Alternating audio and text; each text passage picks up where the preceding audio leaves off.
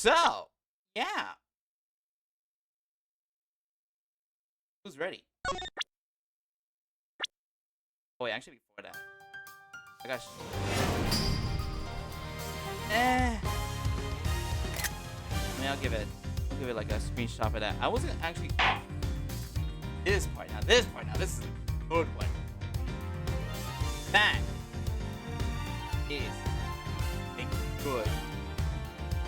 That's a good screenshot right there. So, for those who don't want to remember what happened last time, we'll get to it right now. Because I already want to start in it. Also, do I feel like my mic is... I don't know. I feel like my mic is not, like, okay, like, perfect level. I don't know. I think it's because of the scrunchies that are with the mic. The bottom ones are kind of, like, at their last legs. So, yeah. Anyway. Time to introduce our people. Gumshoe, in charge of this investigation. The person who may be the victim or not, who knows, is the current president of Zhang Fa, Tiju Wang. He made a speech in which, unfortunately, someone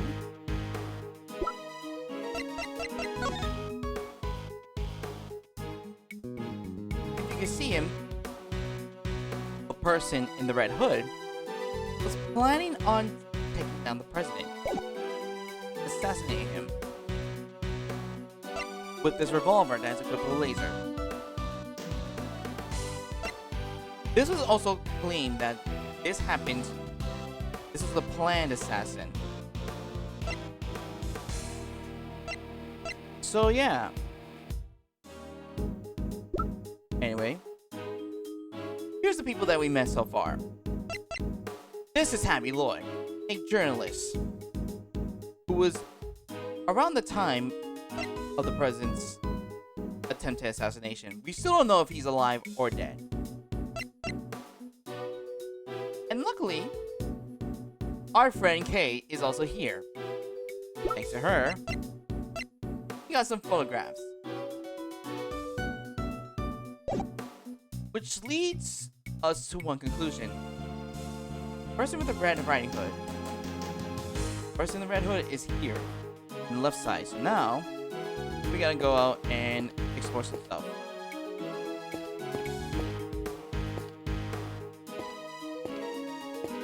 So,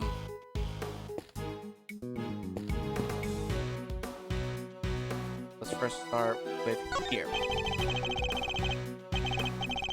It's the hand of the sealed samurai balloon, or rather, a fan and the hand that's holding it. Mr. Edward! There's no dying message, sir! Why would there be? The president isn't dead. Not from the president, but the sealed samurai! Why do I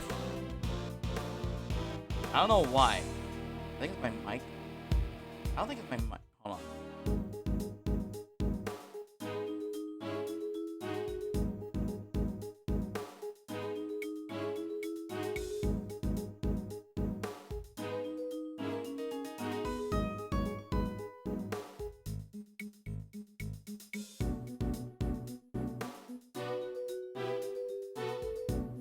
I don't know.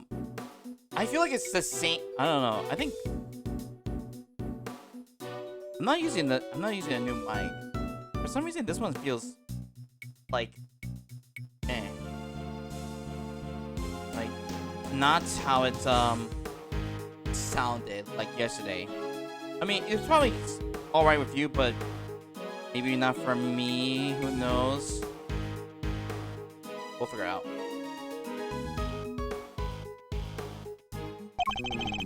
Let me break this to you gently, detective. The sealed samurai here is just a balloon. But you said it yourself 1,000 times! Every piece of evidence has a tale to tell! Which means the sealed samurai must have done something to tell us too! Wait, done? Wait, done?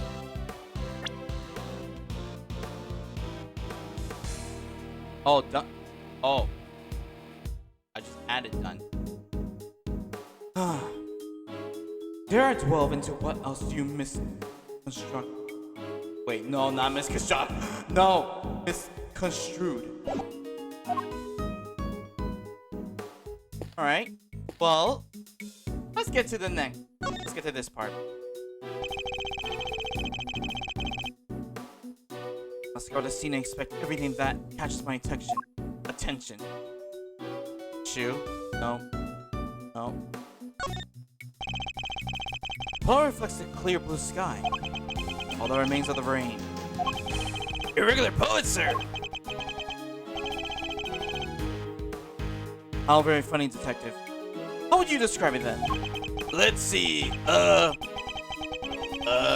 pool of water left behind after a real heavy downpour. Just like I get left behind after a real heavy dose of Mr. Edris logic. I would say don't give up on your day job, but it seems you don't even have that down, detective. What's this? What's this? A red button! Hey, do you think... Seems it was torn off of something found near the Samurai Dog stand.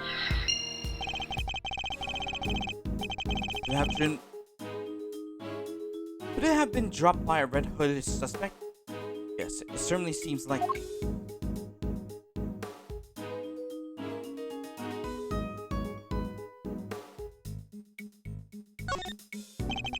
It's a flimsy-looking stand in a Pollywood and it smells samurai dogs. Hey, Miss Andrew! I got $1.50 if you know. You're not actually suggesting a subsidize you eating on the job. Oh, I didn't mean to. As I... maybe when we're done? Fine. When we have finished investigating, you can have one. And only one. Understood? Sorry, sir. I never should have... Wait. Did you say I could have one? Yes. Why? Is something the matter? No! It's just... I wasn't expecting you to. Thanks, sir.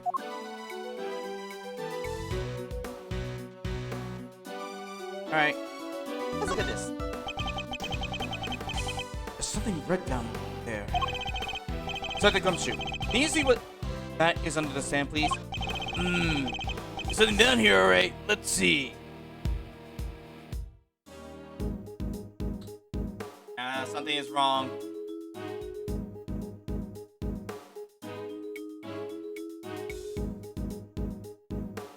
I feel like my Gumshoe...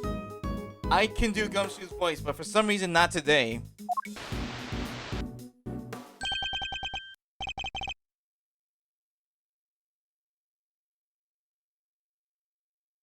A red raincoat! This must be the one the suspect was wearing. They must have taken it off and hid it under there before they made their escape. Seemingly discarded by the person in the red hood, found under the samurai dog stand.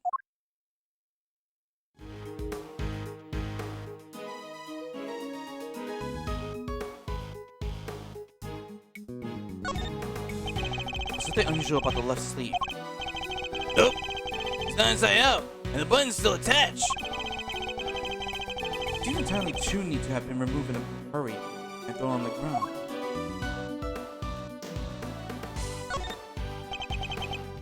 The sleeve is inside out. The button is missing too.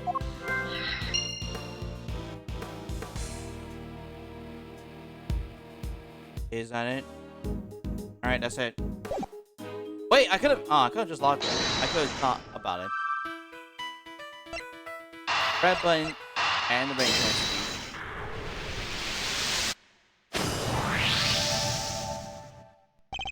The button we found seems to have come from this raincoat. It must have been pulled loose when the killer took it off. Huh? The right sleeve's inside out too. Caesar was removed in a hurry. Fast enough to tear a button off, no less. My samurais our assassin disposed of their gun and back in the trash immediately after shooting at the president.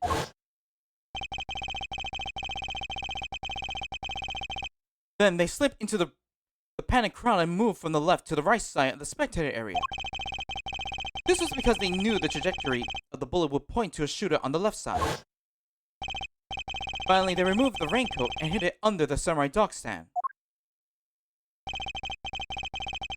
The killer would have needed to get rid of the coat as soon as possible, hence its hurried removal. The fact that the right sleeve inside out is a testament to how quick it was taken off. Yep, and the missing button. The question, of course, is why didn't the same thing happen to the left sleeve? Oh yeah, only the right sleeve is inside out. Indeed, and the button on the left sleeve is still securely attached. So, what does this mean, Miss Edgeworth? If we're to answer that question, Detective, we need to inspect the raincoat in more detail.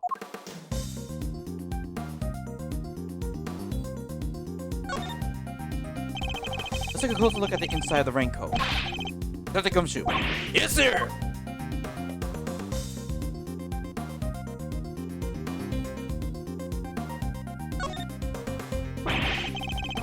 It's a perfect raincoat, sir. Red as red can be. the side of it is making kind of The sight of it is getting me kind of fired up, I gotta say. quite the raging bull, aren't you, Detective? That's me, sir. I'm always ready to charge into action. Yes. Or to my defense. Alright, let's look at the... Right sleeve is inside out. And you can clearly see where the button was torn off. Yes. Whoever discarded this raincoat did so in quite a hurry. Let's look at this. This is... Oh. Interesting music. This is... a blood stain! Considering where it's located, I say the blood belongs to our would-be assassin. So we're looking for someone with an injury? Not just any injury, Detective. An injury on their left arm. Huh? How do we know that? It's simple. The right sleeve is inside out, suggesting that the suspect removed the raincoat in a hurry. Consequently, the left sleeve is just as it was suspected to be. Therefore, the suspect's left arm was never in the sleeve in the first place. And once we understand that, everything else falls into place. Now, Detective, there is a blood stain on the left side lining of the raincoat because Because the suspect's arm was too injured to fit through the sleeve. precisely. Or at least, we can say that there is a good probability that was the case. Random raincoat data updated. These pieces are starting to fall into place. Investigation complete. And I'm healed up! Detective Gumshoe, I need you to go and search the crowd for likely suspects. Yes, sir. The suspicious characters with injured left arms. Cover me right up. You're smarter than you look, Ruffles. Taking all the itty bitty pieces and putting them together like that.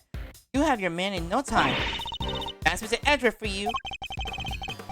The park is still cordoned off. So our would-be assassin should be in that crowd somewhere. Don't let me down, Detective Gumshoe.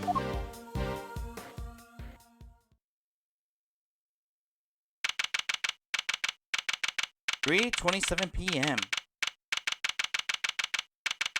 Alright, Gumshoe, what have you got for us? Miss Edgeworth, we found someone who fits the bill perfectly, sir. Wait till now the assassin, Gummy. Hold on, Kay. It's a little too soon to be jumping to conclusions. For the moment, they're a person of interest and nothing more, understood? Okay, no jumping. But he's our shooter, sir. I'm sure of it. He's the guy who tried to take out the president. In broad daylight, surrounded by a crowd of witnesses, this is no ordinary assassin. Bring him over here, Detective. Carefully. Yes, sir. Come on, boys. You heard Miss Edgeworth.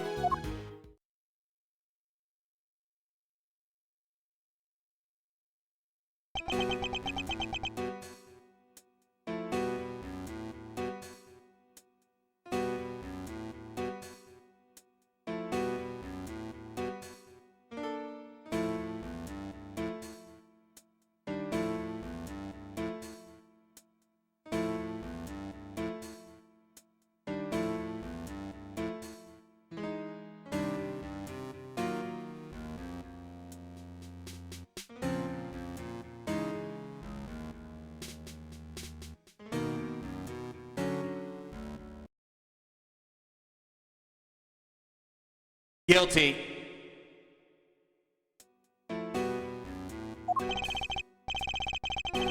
No umbrella and a bandage on his left arm. Well, pal, say your name already. No, John Doe. Charmed, I'm sure. John Doe. Not a name you often hear in real life. That's correct. I know this man from somewhere. I'm sure of it. Remember justice for all? And you are Prosecutor Edgeworth? You know my name? Of course, I have been following the day's developments with some interest. Now, perhaps you care to explain why you've asked to speak with me? As you've been following our investigation, you're no doubt already aware of who we're looking for. So let me ask you, do you recognize this raincoat by any chance? Forgive me, but I'm afraid I do not. I see.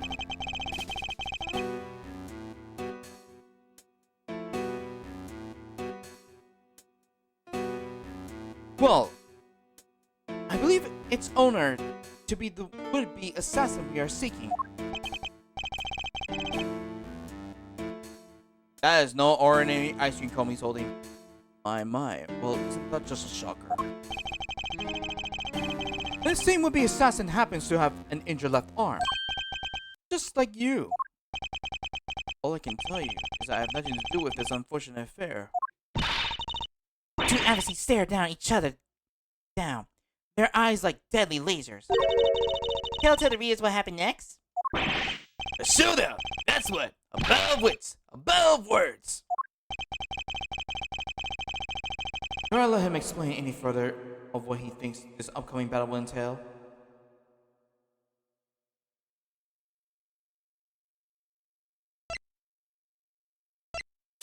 Oh, but I wanted to. I wanted to. Let him have it, Ezra. Let him have it. And above wits, you never know if or when the other guy might be lying or just plain mistaken. But if you spot an inconsistency in a statement of theirs, you gotta present the evidence that proves it. To do that, I first need to open my organizers with R, and then press X to present my evidence. And what if there ain't no inconsistencies to find? You cheat second. Press for more information to see what you can shake loose. I press my opponent with L. Why don't you show us how it's done, Miss Edgeworth? Stepping right at the bat, our nation's top prosecutor. Once I am able to quietly gather my thoughts, yes. But here's the thing, this is this guy. John Doe, an ice cream seller who's currently my prime suspect. He certainly ticks all the right boxes.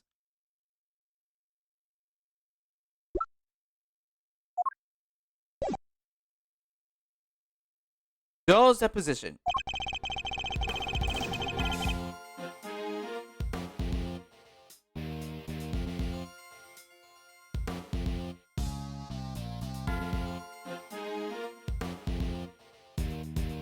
Sounds like something you can see in the courtroom lobby, getting ready for a trial. Not bad. You know, now that I think about it, I forgot his name. I forgot like what kind of voice I gave him. I can understand why whoever wore the raincoat would be of interest to you.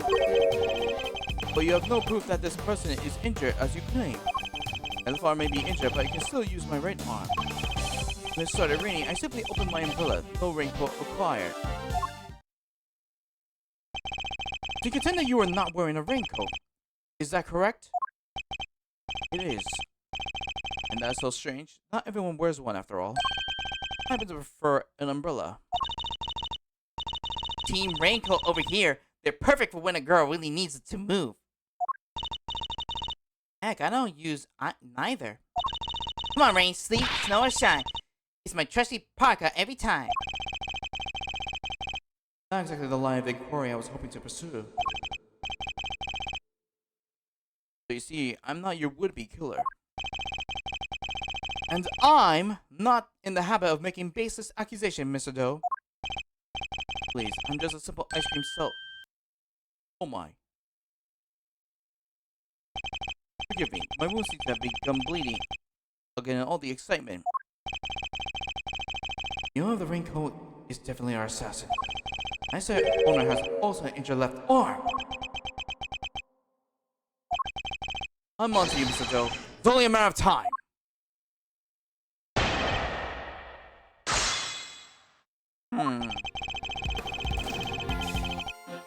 We could present the raincoat, but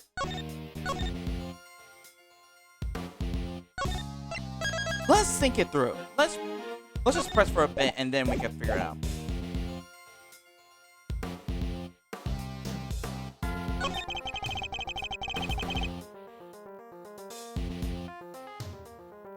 Maybe.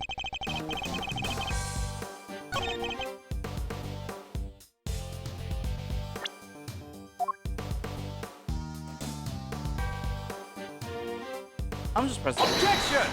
Oh, I didn't need to press. You seem like a careful man, Mr. Doe, but not quite careful enough. After all, you left something behind, something of vital importance.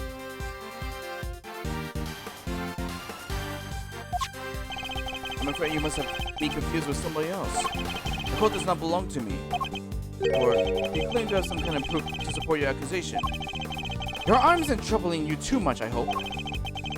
Your wounds seem to be bleeding again. I'll survive. Although, I can't pretend it's not something I'm inconvenienced. Yeah, my deepest sympathies. Because if it wasn't bleeding quite so badly, you could have perhaps made a clean getaway. What exactly are you insinuating? As we already established, whoever wore the raincoat is injured. And now I can prove that person was you. With this decisive piece of evidence.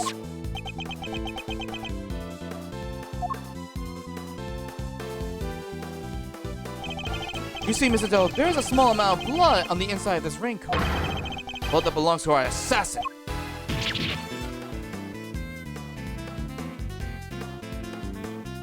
Wow. That's been gracefully landed. Is that the murder of the foreign leader?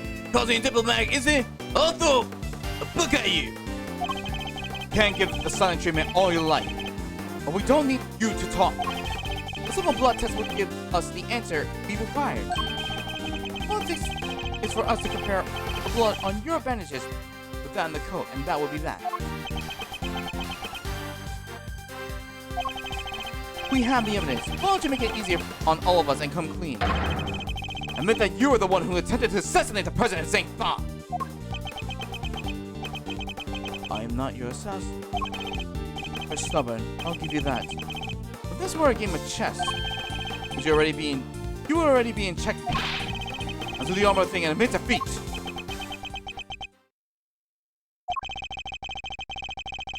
Doesn't look like a man with no moves left to play. Very well, you have me. I'll admit it, I was wearing the raincoat. He confessed! Say the word and I'll slap the cuffs on him right now! But I did not shoot at the president. What? Mr. Edgeworth, the only thing you have proven is that I was wearing a particular raincoat. As far as I'm aware, that is not a crime.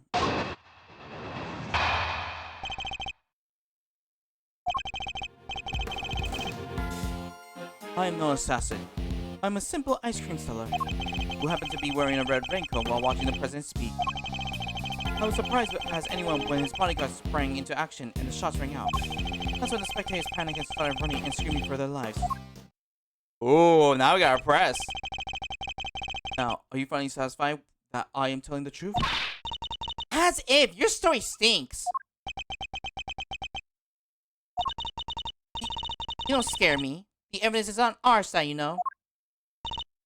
Look, he's right there, pal. Plain as day. The assassin. And they're wearing a red raincoat. That is not me. Come on now! Tell me, Mr. Edgeworth.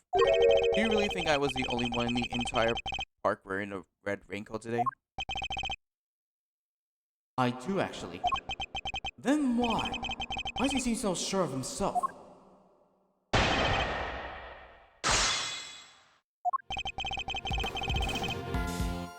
Hold it!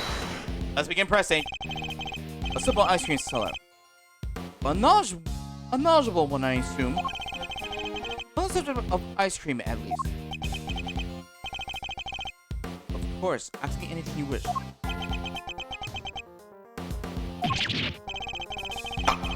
I don't know the first thing about ice cream. You know what, most popular thing about ice cream making is, of course, Edgeworth? Why, the most important thing about making ice cream is to approach with a virtuous heart. What does What you have to do with anything?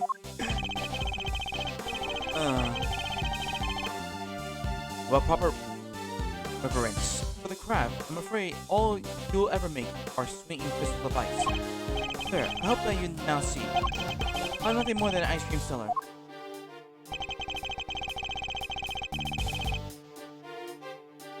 Hold it! Why a raincoat? Why were you not using an umbrella? Is that so strange? It was a rainy morning. Most people were in a jacket of some kind. Well, I say it's a pretty strange choice of considering you couldn't get one of your arms into it. Better than that, have one of my hand occupied by an umbrella. I had ice cream to serve after all. I even go such lengths to avoid testifying to that effect in the first place. Forgive me. I simply hadn't remembered until now. It's been an eventful day. After all. Eventful. Well, I hardly know what else to call it, Mr. Edgeworth. The president saying Fa was shot at. Hold it! You saw the bodyguards move before you heard the gunshots? Yes, if I recall correctly, they moved first. At least the one on the left did. You're rather observant, Mr. Doe. I am blessed with keen eyes. Names of the bodyguards were right in the top left corner of the security plank. The one on the left was Rook. That's correct. Bastian Rook, I believe. I expect he did not know the life of a laser sight. Man is no amateur. Mr. Doe knows a little too much about the business of being a bodyguard for my liking. I say our friend here is no amateur either. I'd like you to apprehend what you said to your testimony if you don't mind. As you wish.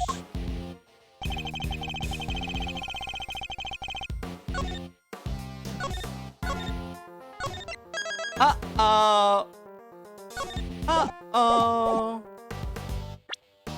Uh-oh. Objection!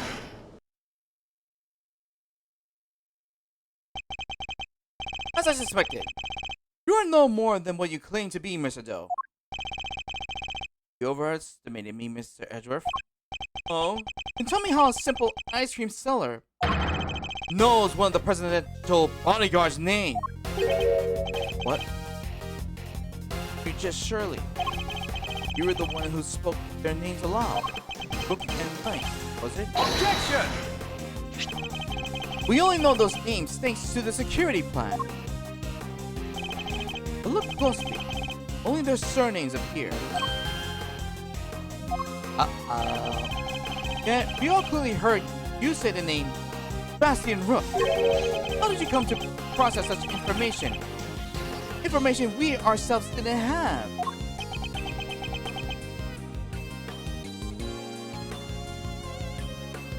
Oh, I like this song.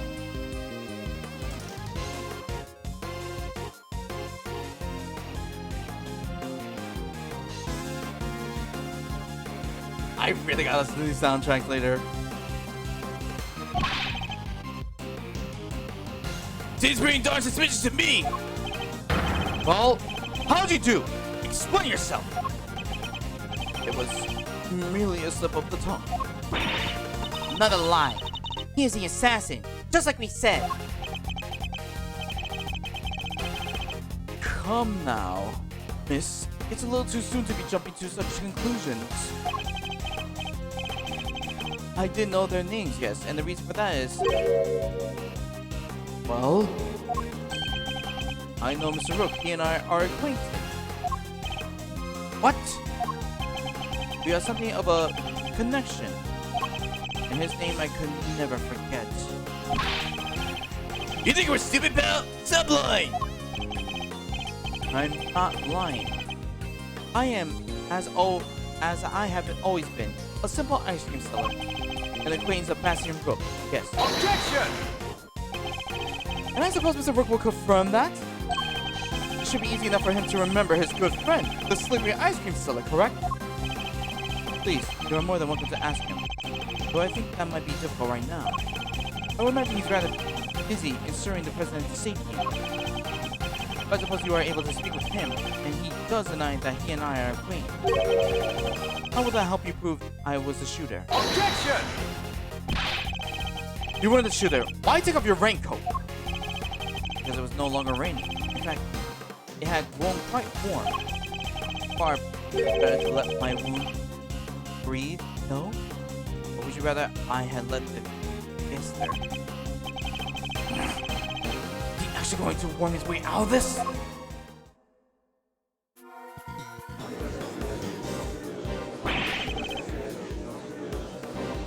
What are you waiting for, Mr. Edgeworth?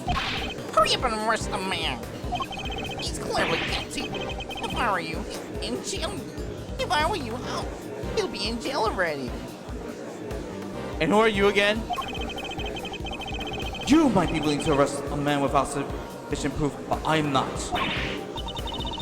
Oh, come on, Mr. Edgeworth. There's gotta be something you can do. Shocking scenes here, as the culprit seems all but certain to escape justice. It seems the court of public opinion has spoken. Very well. As I will clearly be viewed with suspicion no matter what I say, I might as well share what I know. What you know? What's his angle here? I saw them. I saw another person with a red hood.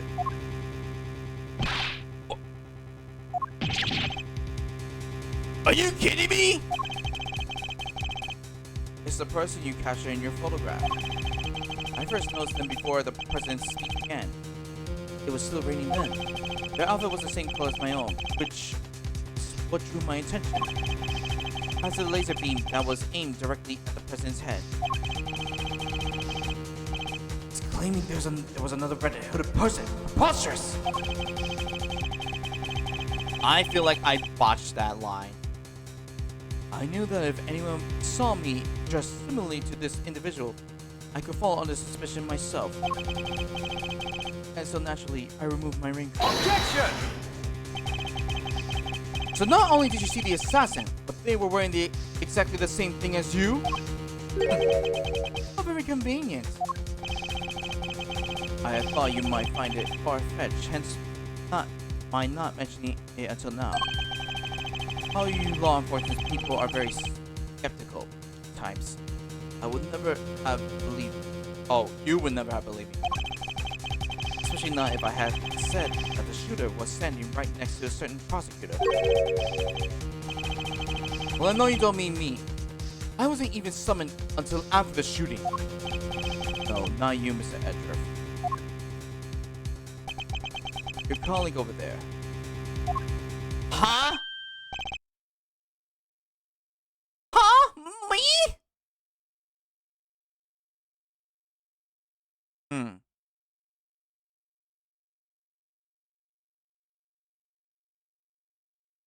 I could either believe Joe and have Bane in jail for something he didn't do,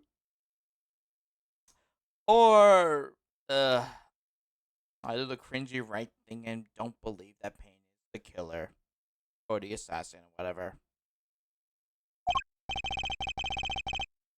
Yes, the photographer will prove it, I'm sure.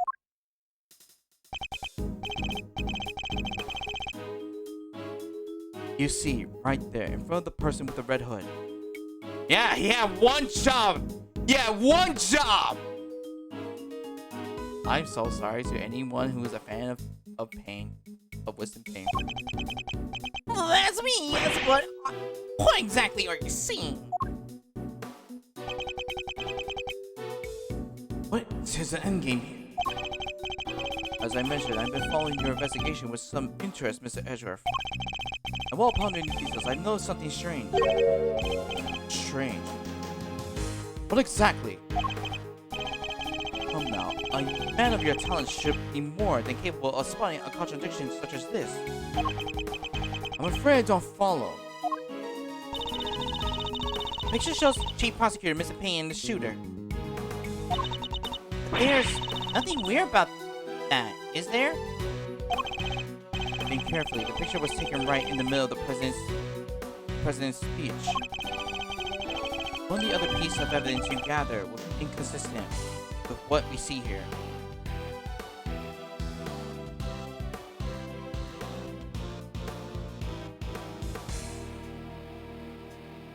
I don't get it.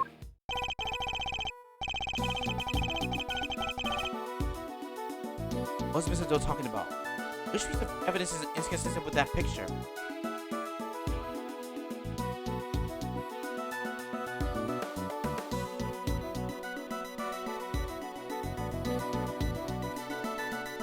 Not the badge.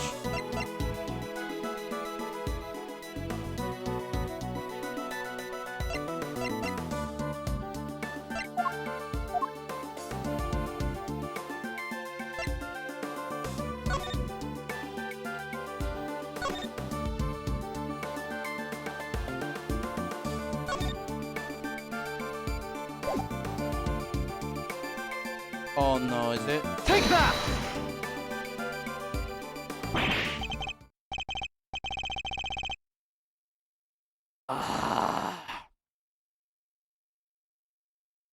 Tape! It contradicts the photograph! Ah, so you have noticed a loss. What's he going on about, Mr. Edgeworth? Someone's missing. Someone who should be here. Huh? But who? Indeed. The person who's missing from this photograph is... Gumshoe arrived at the scene, so he wasn't there. So there are at least 4 left. Pay's already in the photograph. The president's in the photograph. But... no. Take that! Huh? It's Lloyd? How do you figure that? Mr. Payne's voice can clearly be heard on Miss Lloyd's tape. Assuming that he was conducting a private conversation with the chief prosecutor. Oh, there was these 2 old guys standing right in front of me. They were whispering away to each other the whole darn time.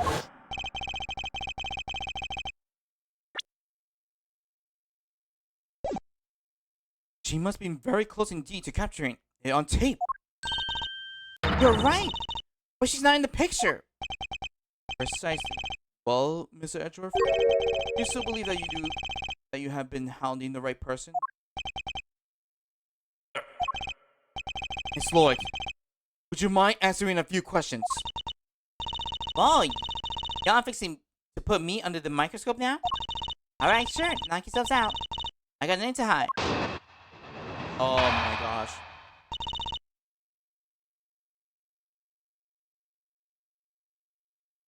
Miss Lloyd's testimony. Oh no! The music changed! Oh, come on! But this guy is the one! It seemed like I was standing still the whole time. No, I was running all over. Robbing reports, and that was a big old crowd. This picture must have been taken while I was in one spot, and it tapes from where I was in another. Look at me, Levi. I ain't nothing but misunderstanding. Oh my gosh. There's no doubt about the voices on the tape. That was Mr. Payne, Chief Prosecutor. I'm certain of it. Tabby wouldn't lie to us. I know she wouldn't. If she did, that would mean... That she's a perp! Y'all quit messing with me. As if I could have done a thing like that, little me. I might be inclined to believe you. Your testimony didn't contain a glaring inconsistency. It does? I thought it was pretty good. He has no choice but to present her with the evidence and expose the contradiction. A what? A what? A what? A what?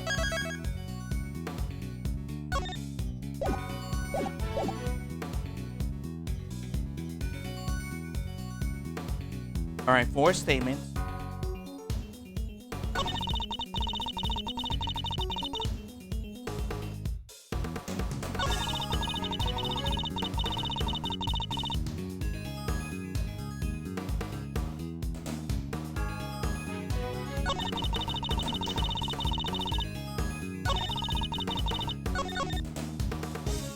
Hold it!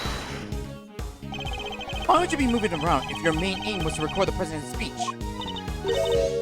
What now? How do you mean? Surely the speech would have been best recorded from a single consistent position? Well, see, that is, oh yeah, ambience. That's what I was looking for. Gotta capture the ambience. Can't put that electric atmosphere down in print if I don't have a bunch of it on tape for inspiration. Surely all you achieved was to fill the tape with unwanted background noises. You're not questioning my methods now? I don't do standing still, right? Hold it! You were running all over. Where exactly? Here, there, everywhere, I guess. What? Y'all don't know what all over means? Do you think I remember exactly where I was and went in the crowd like that? What do y'all want from me? I'd like you to at least tell us where you were, to the left or the right of the stage. Left. Yeah, left, I think. The suspect in the picture was on the left side, too. Coincidence.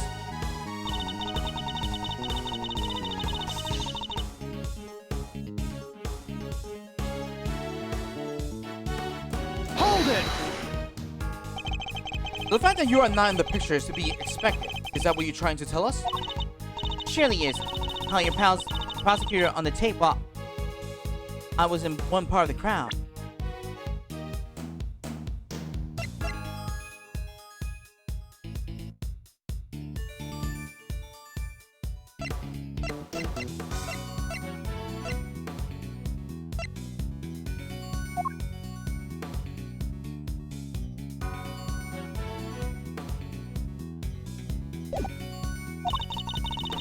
And that picture was snapped while I was off at some place. I still don't know which evidence it is. Your assertion then. Is that the picture and you and your recording were taken at different points in the speech? Yep, timing's everything. You learn that soon enough in this line of work. I can prove that 2 things did happen at the same time. Your entire defense will come tumbling down.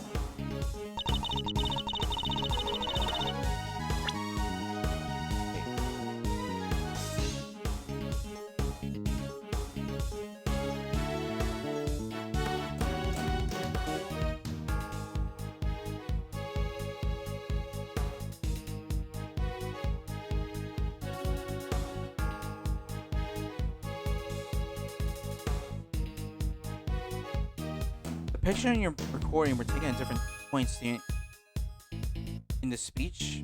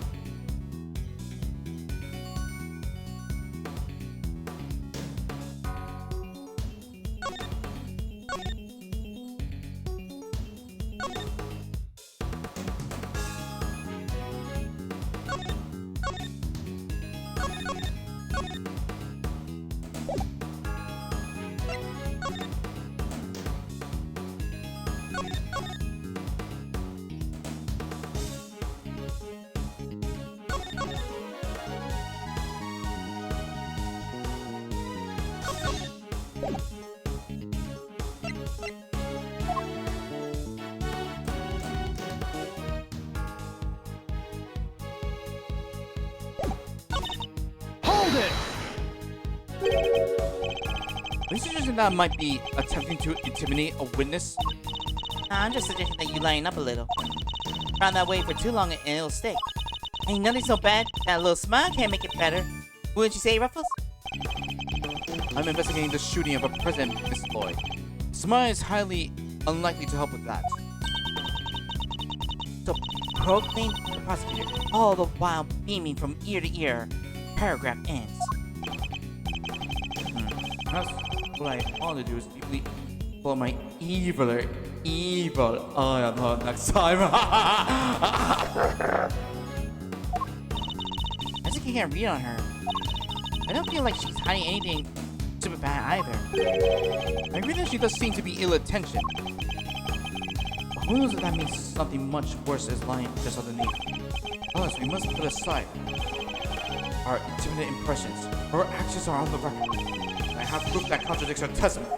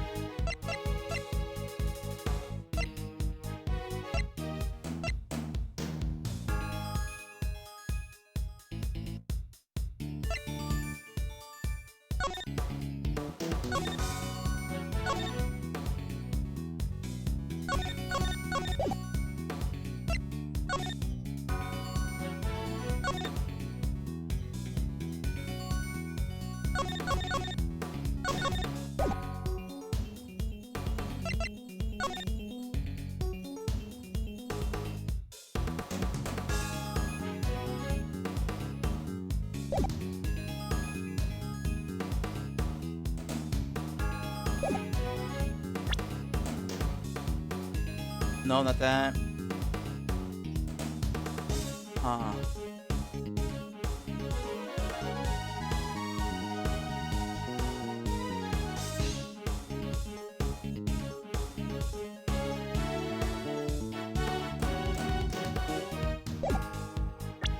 Okay, now I have 3 things. Well, 4.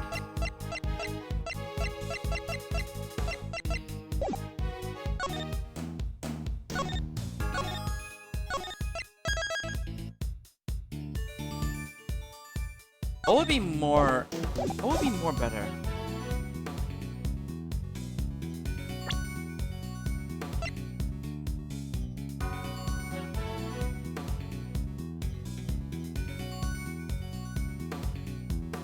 I don't think it's a newspaper.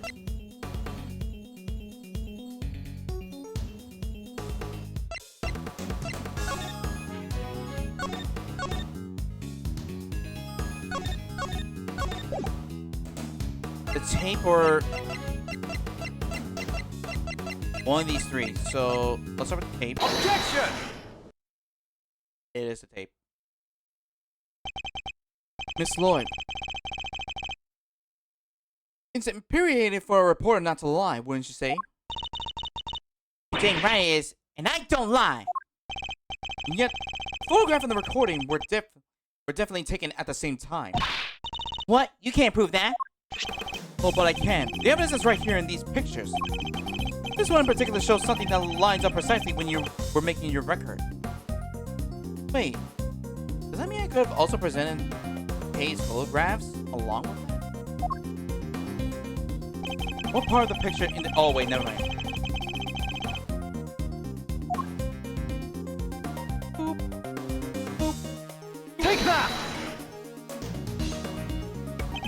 Here, look closely. This is the answer to all our questions. I don't really know what that is. Here, right here, look again. It's faint, but it's there. I suspect it does, maybe. Happens all the time. Amateurs don't need to wipe the lens. Well, I'm thinking they caught a ghost on camera. You, into that kind of thing, Ruffles? It's not what I meant at all. I should listen to Miss Lloyd's tape again. Gordon was me right when the photograph was taken, I'm sure of it. I just need to point out the part of the picture that proves it.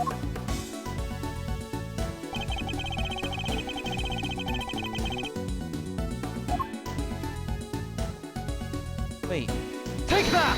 The president? Ah! See here, the president has his fist raised. And what about it? Would you be so kind as to play the tape again? It ain't that simple. What if I were to tell you that you don't have a choice? You don't make it easy, do you, Ruffles? Remember, you're concerned with the moment the president raised his fist.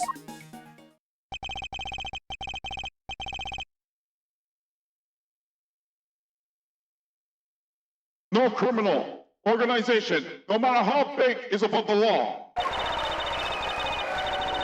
president thrusts his fist into the air as the excitement reaches fever pitch.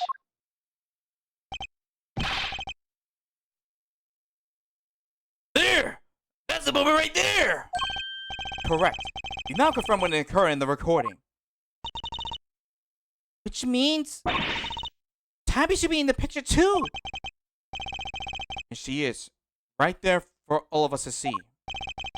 And Miss Lloyd is in fact the person with the red hood! Oh. Her bear trap activated. So you're a shooter, huh? No, I don't even own a jacket like that. That's right. From everything we know, the owner of the red raincoat is... We have already proven that the raincoat belongs to Mr. Doe. You, Miss Lloyd, were wearing something else. Something that also happens to have a red hood. So there were two people with red hoods all along! Indeed. Mr. Doe's last statement was true. Wait, but we only found one raincoat. But where's the other one? Our ice cream seller never mentioned a raincoat, only a red hood.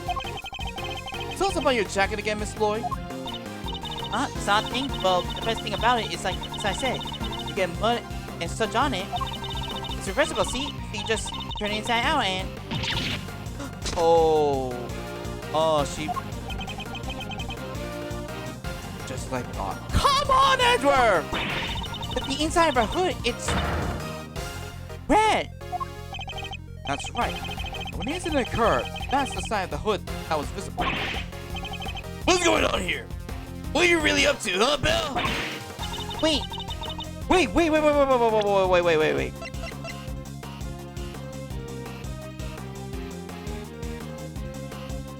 Wait, but then Gumshoe said something that no fingerprints allowed? She has her gloves. Fingerless gloves. Okay, but never mind. I think we're good. Wait, I never even wore the way around. Perhaps if you allow us to examine it, we can confirm that for ourselves. You're gonna confirm that how exactly? It was raining right up until the president's speech, correct? That much has been established already. As if you said yourself. Heck, I don't use neither. Come rain, sleet, snow, or shine. It's my trusty parka every time. I forgot to add the echo for the flashback. If you haven't reversed your parka since the rain, then the inside should be dry. Wait a second. Now I got this big old backpack on, see? So I can't take off my jacket. Yeah. Maybe I should show you some other time. You think an excuse that weak is gonna watch with Miss Edgeworth? Well, what are you waiting for? If you're innocent, take it off and show us. It wasn't me, I swear. I never shot the deranged president. Oh, the dang president, I could never. That's true, Miss Lloyd. Then your best option is to cooperate and tell us the truth. Is there a particular reason why you chose to wear a parka with a red hood here today? I'm sorry, Ruffles. There's something I never told you, something I couldn't. I'll come clean, I promise. Just go easy on me now, you hear? Huh? Huh? Huh? Huh? Huh? Who said that?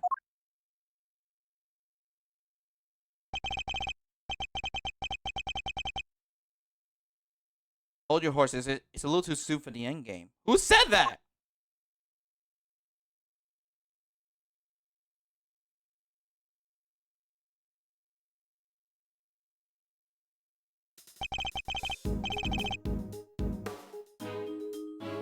Man.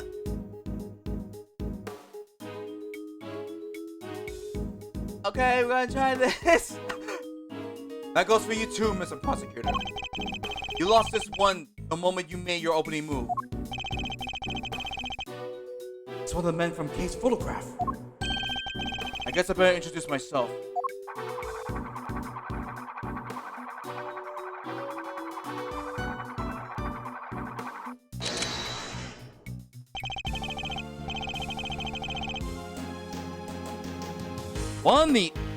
What in the Revolver Ocelot is this wannabe? Name's Bronco Knight.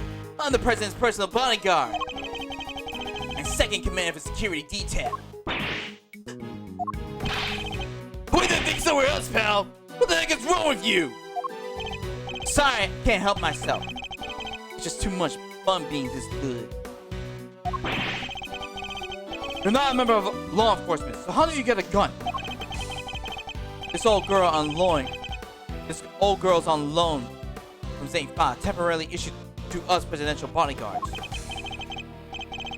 Anyway, never mind that. I got two tidbits of news for you. You want the good or the bad first? The choice is yours. I'm indifferent. Whichever you prefer. Really? You're giving up the first move advantage just like that? Whatever, you're lost. Guess I'll push. What the heck? What are you doing? What is he doing? What is he trying to pinch? I don't get it. Guess I'll push the first pawn then. Do you play a little chess, I take it? Fellow fan, are you, Mr. Red Suit? The name's Edra. And you could say I dabble. Really know him, Mr. Ezra. Alright, I'll start with the good news. The president's okay. Didn't suffer so much as a scratch. Did it? That's a relief! Particularly for the young lady here. That means there is no longer a murder charge on the table. That is good news, huh, Tabby? Yeah, cause I never... Now for the bad news. The only reason the president's alive is because we bodyguards did our job. One of us did anyhow. Our boss put himself in the line of fire. You're referring to your colleague, Mr. Rook. Yeah. Oh. There is a murder. It's not the president, but the Rook.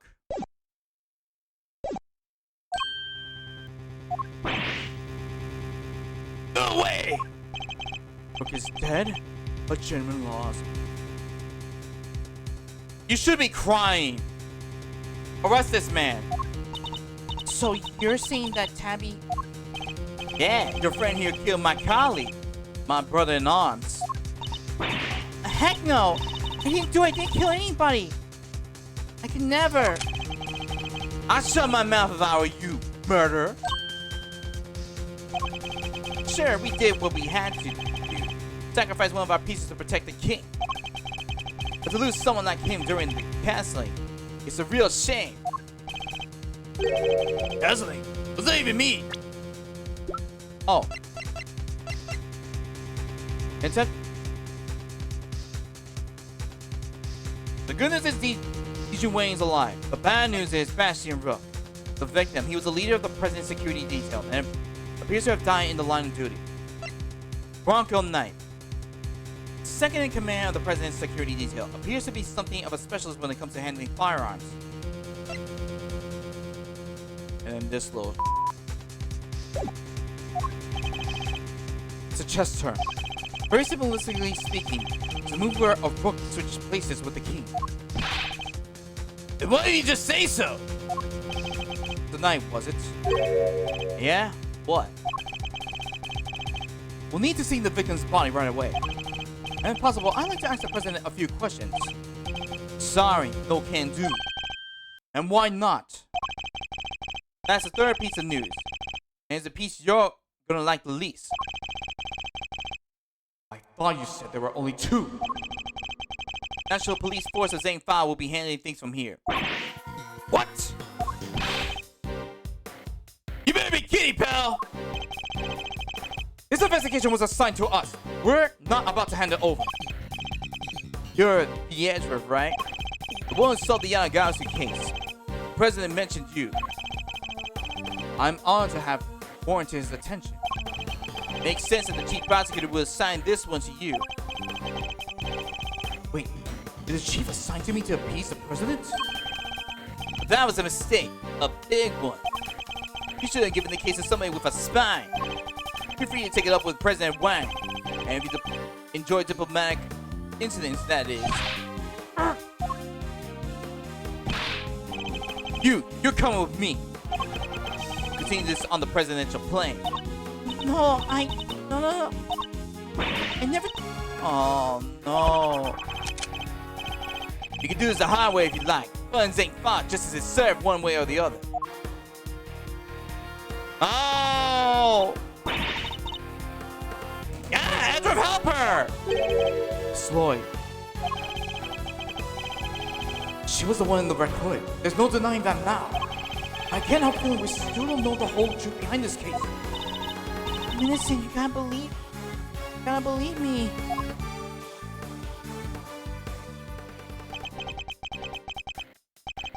Can I really let this happen? Is this really how it ends? The look in her eyes, the crack in her voice as she begins begs me to help her. It's no act by a criminal. She's genuinely scared. If I let him take her, we'll never know what really happened.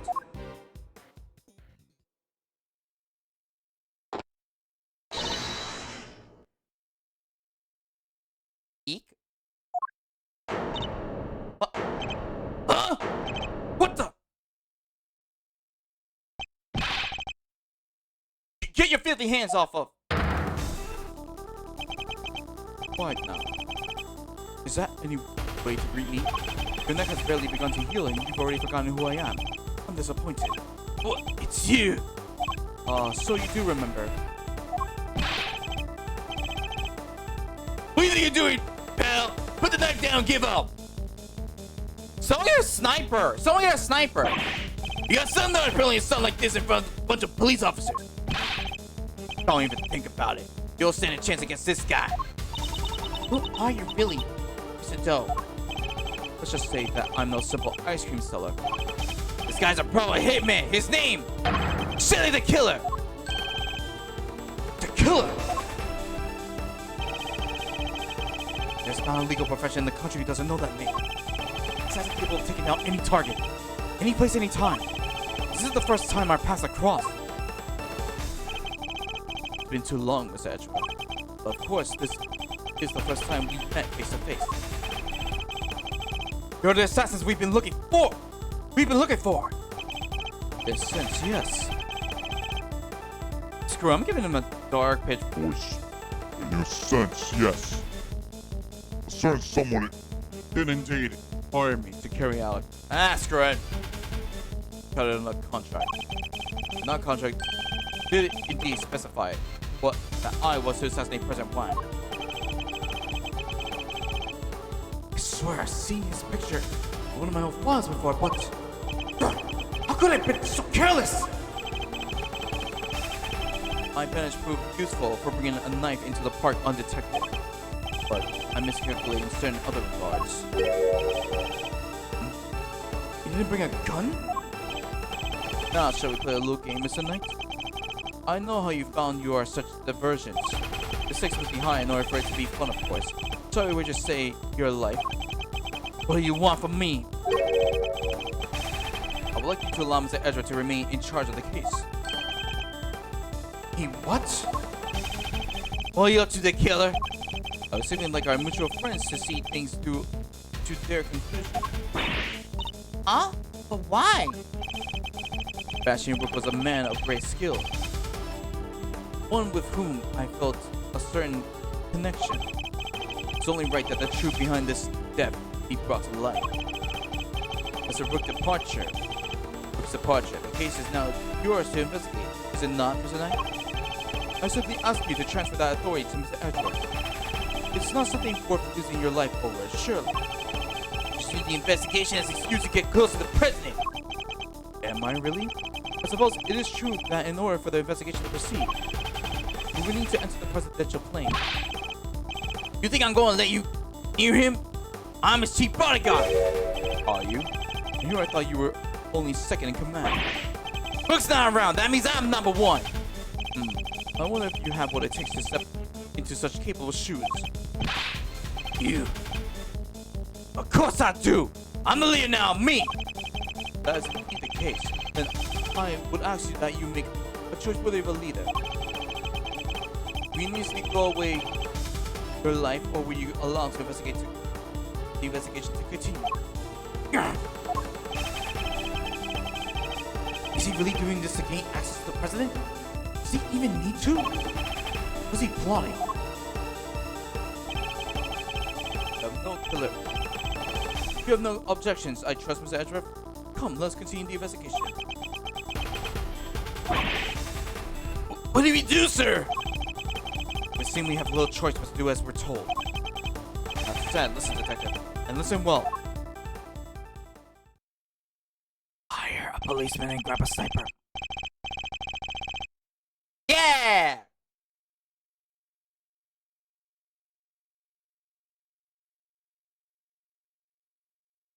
Hold on, get a drink. Gotta drink water.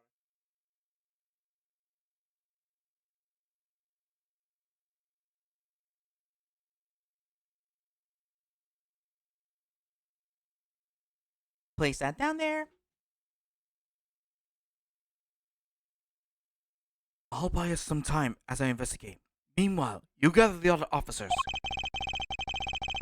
I'm gonna surround the plane, and absolutely certain that there is no way he can escape. Yes, sir. You got it. To be continued.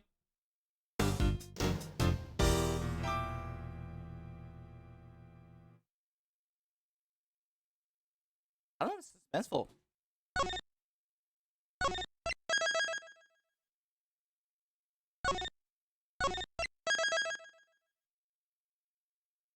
Really suspenseful. A new development.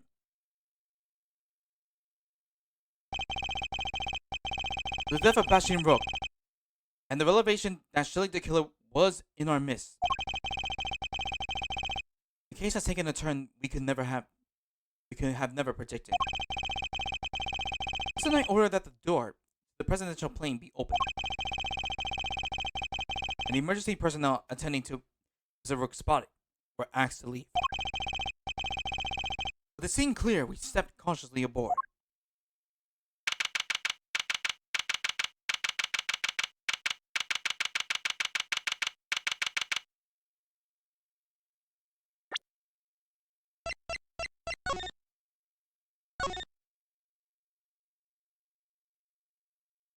Oh.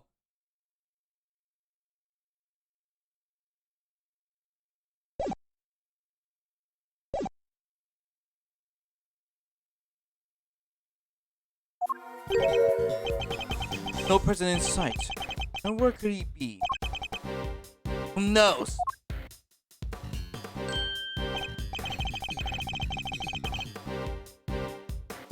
Ah, so he's hiding behind the bulkhead door over there, is he? As courageous in the face of danger as ever. Ha! Sorry to disappoint, but did you seriously expect him to be standing here waiting to meet his assassin? As we have already established, my interest lies only in the successful conclusion of this investigation. Now, Miss Edgeworth, if you would be so kind as to examine the body. Alright. Only option right now is to play along. The rest is up to you. Just have to come shoot. So the attempted assassination of the president has become the murder of a bodyguard. You look like you could use a little help there, Miss Edgeworth. Not that I need it, but yes. That's what I thought. And there's nothing else for it. K. Faraday, great thief extraordinaire. I hope I didn't botch that word.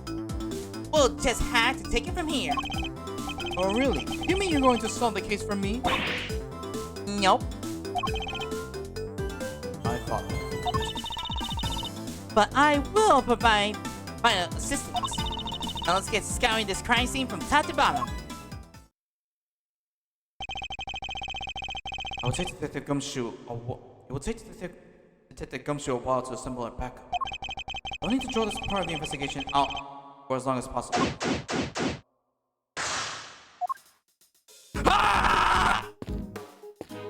Damn it. Okay. Wait, take two. Oh. Take three.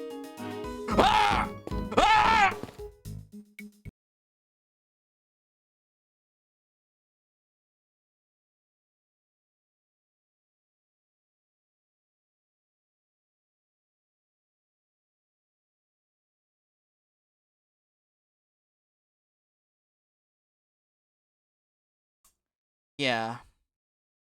I already botched it up, so there's no point. Alright.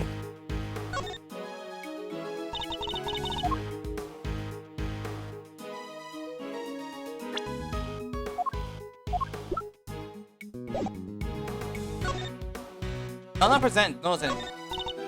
So there were two red-hooded assassins. I don't know if we can say that with any certainty just yet. But Mr. the Killer's a professional assassin, right? And Tammy was pointing a laser sight at the president. I give up. It was a real mind blower, Ender. The truth cannot be discerned is because something is obscuring it. Oh, I gotcha. So we can swipe that something. The next treasure we bag will be the truth.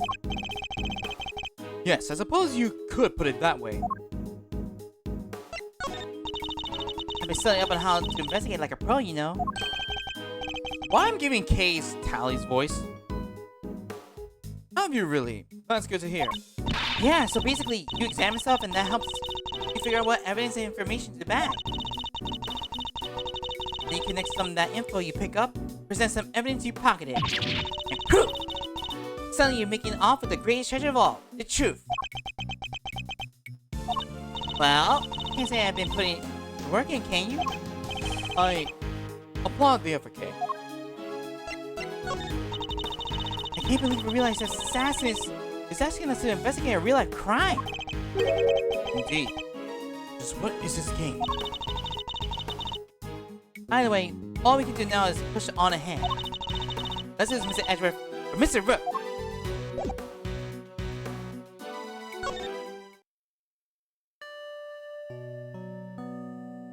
Aww.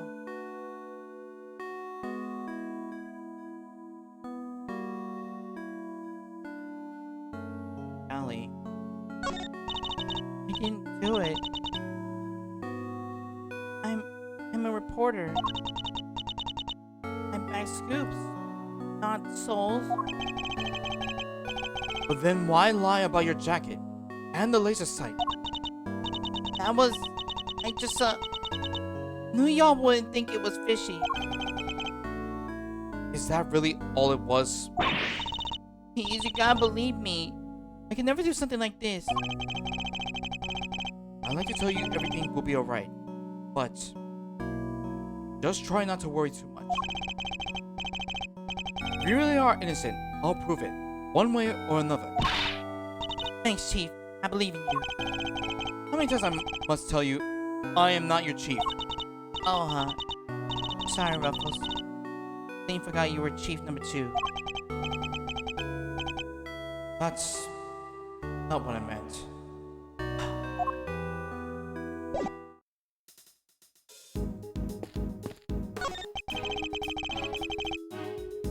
The president's on the other side of this door. What door is it? Bet I could get the better of it, though. Get the better of it. Doors aren't there to be beaten. Look how heavy it is. Look at that lock. It's just sitting there, begging me to try it. Calm down, Kay, and think. Why might this door be locked? I mean, to open it, of course. Precisely. For you to open it, of course.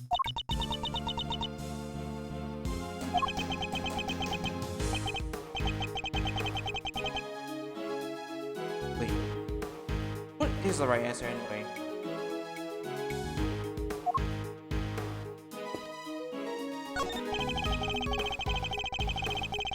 There's a big monitor displaying the camera feeds from in and out the plane. I must go to the scene and inspect everything that catches my attention. Let's look at this. Monitor's displaying a feed of this very room. They didn't go cheap when they bought these, huh? They're high resolution. Whatever. Oh, I'm afraid I can't quite tell myself, but resolution. I can't believe I forgot that word. I can't even see the little crow's feet. Crow's feet around your eyes. Oh, my bad. They're just the usually catchy lines, you know, on your forehead. Have you quite finished?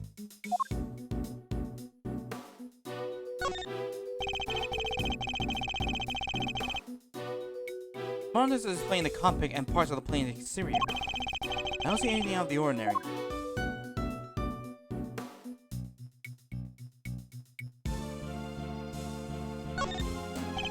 That's the outside of the plane. Most intruders do not happen to approach without being spotted. Such missions will be mere child's play in my case. Oh!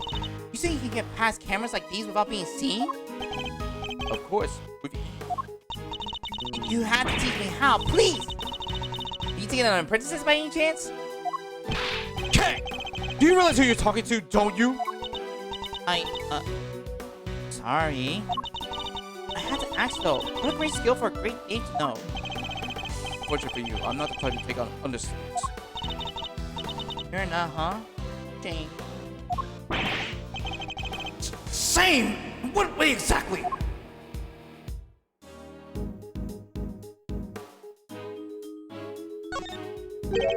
What on earth is this? Oh, that is the president's favorite plushie. Props. Give credit. You gotta get good security for your plushies. It's a memento of something. Anyway, don't touch. Well, if that's the case, then why has it been left out there like nobody cares about it? Yeah, that's pretty weird. It certainly would be in the first place. I wouldn't think to display a beloved item. Wait, are those shards of glass underneath it? I thought something seemed strange about this cubbyhole. Now I'm sure of it. There's almost certainly another monitor here. Security mods data jolted down my organizer.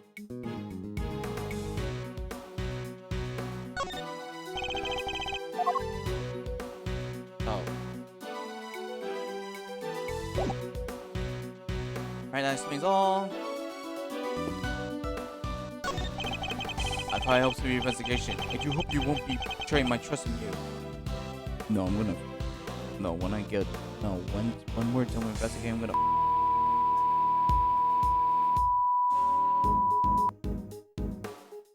I take control. This is my stream. This is my channel. I'm Roman Reigns. This is my ring. I'm looking at my phone. That's my camera. This is my camera. You will acknowledge me. You're nothing. You're forgetful. I didn't forget you. You're nothing. You're a filler. Wendy Oldbag has more appearances than you will ever will in your life. You're nobody. Nobody. Wuss.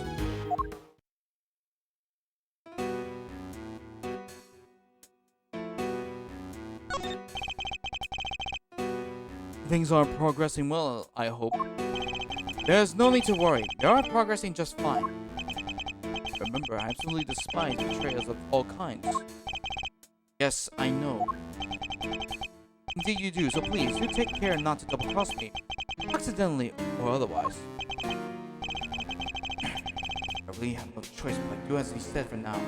Are you sure? Are you sure we could just... Are you sure we could just... We could just leave, Are you sure? I think the president has more bodyguards, you know. You know, we can leave that guy with the neck. He has a neck, but... Let me ask you a question. This guy with a neck. Did he win the 1996 Wrestling Olympics? No. You know who did? Kurt Angle. He won that. He won a gold medal with a broken freaking neck. Alright, assassination attempt. Can't believe let an assassin onto the president's plane. You know very well it was for the good of the investigation, Mr. Knight. Don't give me that. I know what you really want. You do indeed, because you heard me say it already. I wish I know the truth behind Mr. Rook's death. But you did also say you were asked to assassinate the president by a certain someone. You seem to have forgotten that there are more pressing matters at hand.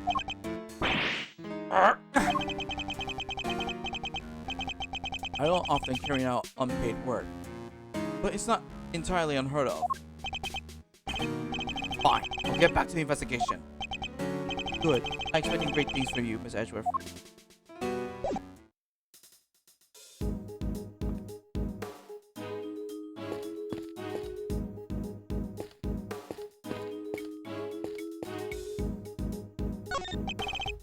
Two gas masks. In case of poison gas attack, I suppose. The president certainly seems to think he's at risk of an assassination at all times. Wow, gas masks. I've never seen one before. I've heard plenty about them, of course. Oh? From Phil Thief, I presume. No, from the Jamming Ninja, you know. My favorite kids' TV show. Princess Murasaki was getting married. A toxic ninja, Wolfsbane, showed up to lay down some sick burns. And time to tune out. Might just save myself a brain cell too. Someone's left an inflatable boat and an oar here. Probably so it's ready to go at any time. Wait, but there's only one oar. You can still row with one oar, you know. The wide selection of protective equipment here. Bulletproof vest, hazmat gear. No, wait! It's even a spacesuit! I get the sense that the president thinks he's very much in need of protection at all costs. But what? He was in a gunfight and there was poison gas everywhere. And he was in space! What would you do then, huh? And he simply put on the bulletproof vest, the hazmat gear, and the spacesuit. That's probably easier said than done.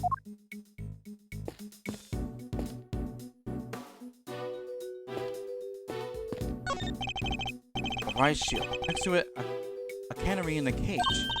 Aw, she's so sweet. I want one. Did you ever see a cuter partner in crime? Partner in crime? Well, yeah, she can help me with a lockpicking. Stuff like that. A great thief has no greater ally than nature, Miss Edgeworth. Sadly, such birds are most commonly used for detecting poisonous gas. Wait, this one isn't actually for that, is it? The solid circular light preserver, designed to be used in case of emergencies on the water. Or rather the sea, to be more precise. Ooh, the sea. Love the sea. We should go sometime.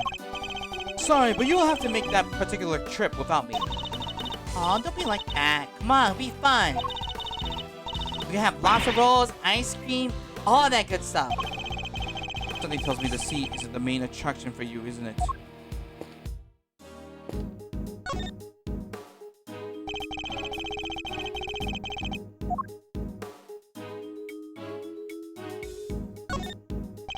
These personal safety alarms are very colorful. Looks like they get a lot of use as well. I like the president. He seems like a thoughtful guy. Buying these for his kids, maybe his wife too. Why would they all be worrying that if that was the case? No, these are for his own personal use. Objection, Your Honor. It's simply not possible for one person to use this many personal alarms. Let me ask, because he's human, and therefore possesses only 2 hands. 20 hands would have been enough to count the number of objections I had to that objection.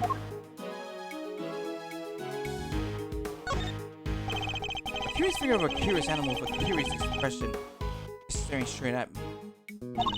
Look, there's a big lever right by his butt. Don't even think about it. I wasn't getting anything, I swear. Imagine that lever opens a panel beneath my feet. Ah, I see. So he's sitting on a trap door. I strongly advise you not to pull it. Do so and you will regret it.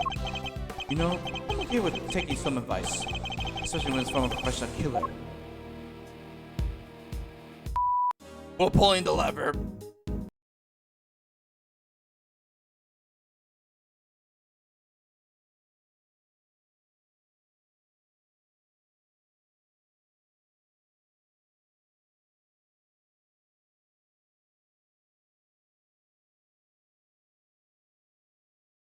You know, I thought he'll fall to his death, but that didn't happen. He just got hurt.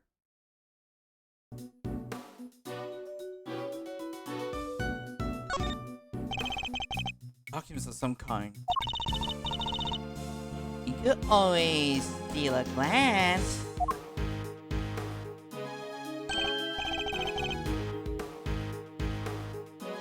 Wait, whoa, wait a minute.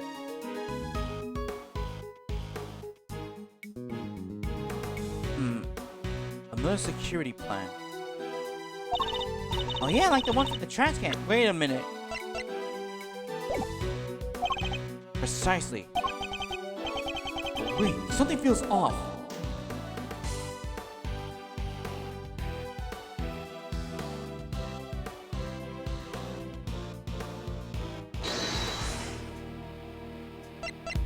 Eureka! Two plans are different. Was the security detail reorganized at some point? Huh? Oh, you're right. Yeah, we made some last minute changes yesterday. President's orders. Why the urgency? Because of what happened the day before. The killer here tried to take him down. He infiltrated the security detail, posed as one of us. Brooks figured it out first, but not before the guy got within striking range of the president.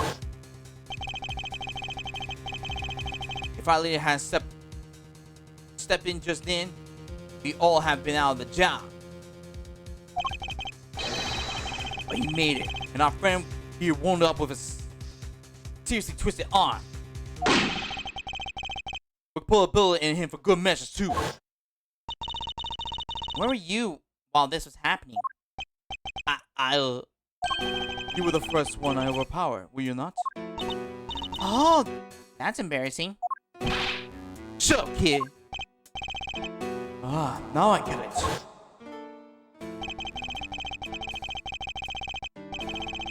Your neck has barely begun to heal, and you've already forgotten who I am. I'm disappointed. But it's you! What's up my neck so bad? I can't even look in my right. I was somewhat astonished to have sustained an injury at all. A testament to Mr. Rook's skill. He was truly a master for his craft. Unlike a certain other someone I could mention. I'm just as good as he ever was. You're a pawn to his queen, my young friend. The heck do you know? So that's why you remember Mr. Rook's name. You admire his skill as a bodyguard. Indeed. While I was serving on the team, I learned the name of all the operatives. But his in particular stayed with me. I joined the very short list of those who have ever successfully wounded me. Or it. But that's the connection he was talking about. That's why we changed up the security plan. Had to be sure there weren't any more assassins in the ranks. The president didn't want anybody on stage. He didn't trust. And he didn't trust two people. Me and Rook.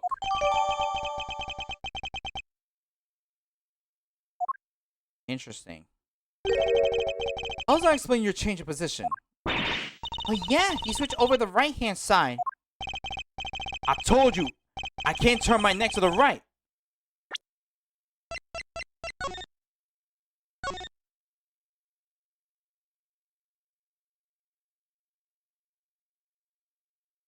Uh-huh.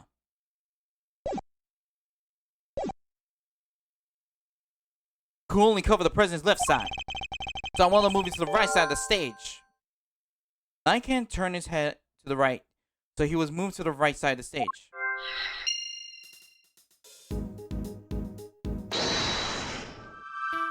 Alright, Assassination 10, ninth position, a 6-shot revolver. Okay, we got that. That looks heavy. This was the present wears, huh?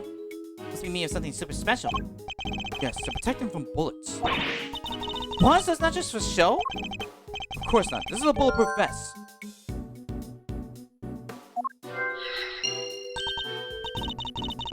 Oh, so that... what one of those looks like. Why didn't you just say so? Now I feel silly.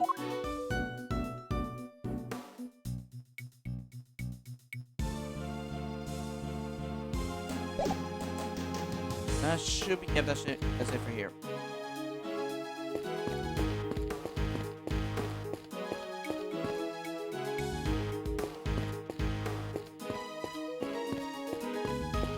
Alright, well, now investigate the body.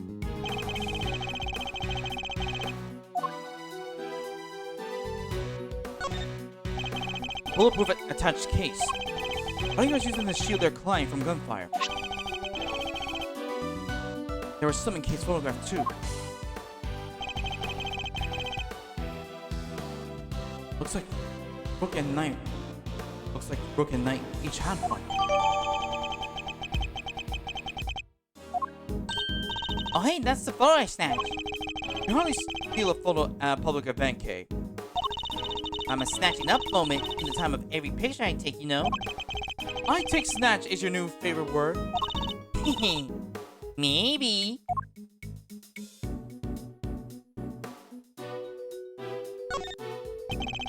The victim was also carrying a revolver.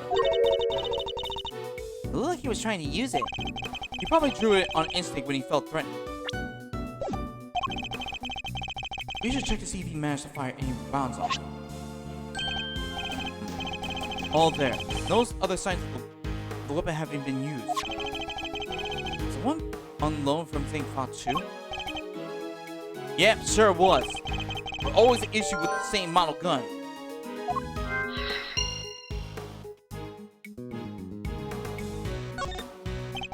The victim is Sebastian Rowe, bodyguard to the president of Zing Fa.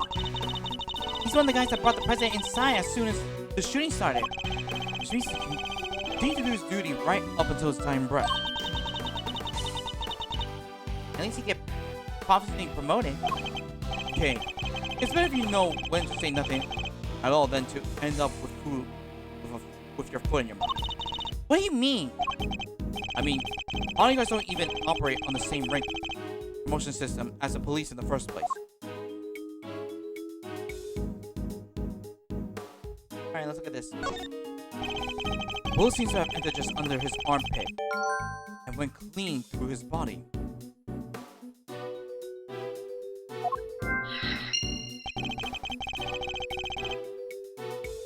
It was hidden in an area his bulletproof vest didn't cover. Think it was on purpose or something, huh? The cause of death would appear to be a loss of blood. Attempts were made to snatch it, but to no avail. The victim bled to death from a gunshot wound to the torso. The bullet passed clean through his body. The Mex must have been brought in. To try and save him. Sadly, it was too late. I'm botching these up. Shunter connects to the lever on that curious figure. If someone were to open it, everyone would fall through Mr. Rook. It's the killer. Don't even think about it. I wasn't! I mean, I wouldn't dream of thinking up ways to take you down. Might I suggest you keep your monologues internal?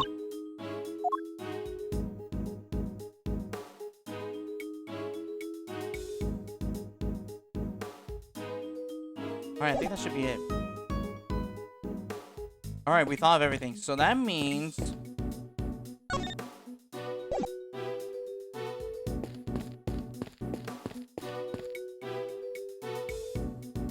Okay, look, there. Okay, what are you doing? Stop staring at me! Alright, good. Where you're looking at us. Alright. Let me drink water. Now we gotta think.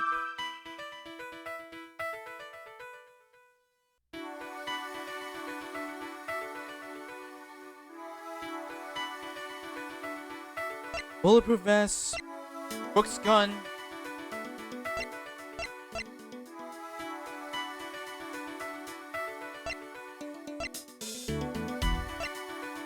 Let's start with a revolver and Brooks gun. Yep. Two guns are exactly the same, meaning it's likely that the one we found is also from Zing Fa. Revolver updated. The Body Guards all got their guns from the Zing Fa authorities, right? Yes. Are they like super rare or anything? No. I don't believe so. This one wasn't exactly easy to come by in this country, but it's certainly not impossible either. Boo. Here I thought they might be valuable treasures. Yes. It is something of a shame. Whoa! I just mentioned treasure, and you actually responded for once. I only mean to point out that if the guns were rarer, it would be much easier to trace them. Which would have made them treasures of the evidence variety, I suppose. Ha! See? Everything's a treasure hunt, one way or another, including this investigation. You could say that. Alright then, it's treasure hunting time. On with the investigation. She certainly seems a lot more enthusiastic all of a sudden.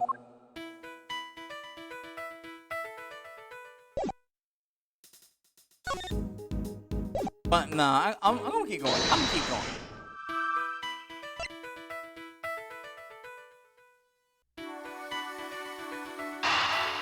Only one way to find out.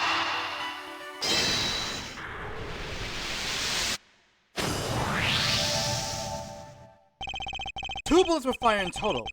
We know this because two shots were heard. One traveled through the flag and into the balloon. The other took Mr. Rook's life. But there's a bullet in the president's vest too, right? How's that possible? Oh, indeed. The numbers don't add up. However, there is one possible explanation. There is. After passing through his body, the bullet that took Mr. Rook's life then found itself lodged in the vest. In other words, two of our bullets were in fact one.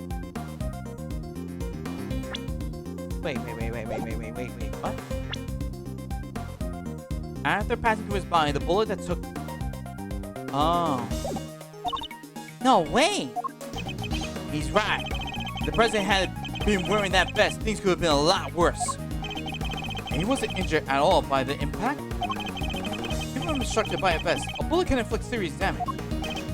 Sure, I've known guys who got broken bones that way, but the president's okay. He's made of strong stuff. Sounds like he didn't even need a vest. Let's not get carried away. I want that bullet's ballistic markings analyzed. Remind me what are those again? Guns leave a unique pattern of grooves on every bullet they fire. By examining these grooves, you can use them to identify which gun it came from. Think of them as fingerprints of sorts. You can tell all that from a bullet? Then what are we waiting for? Analyze away! Might be easier said than done. That bullet hit solid armor. The impact will have completely flattened it. You'd be lucky if there's anything left for forensics to find. What? I was all set for some analyzing. The bullet itself was crushed flat by the impact.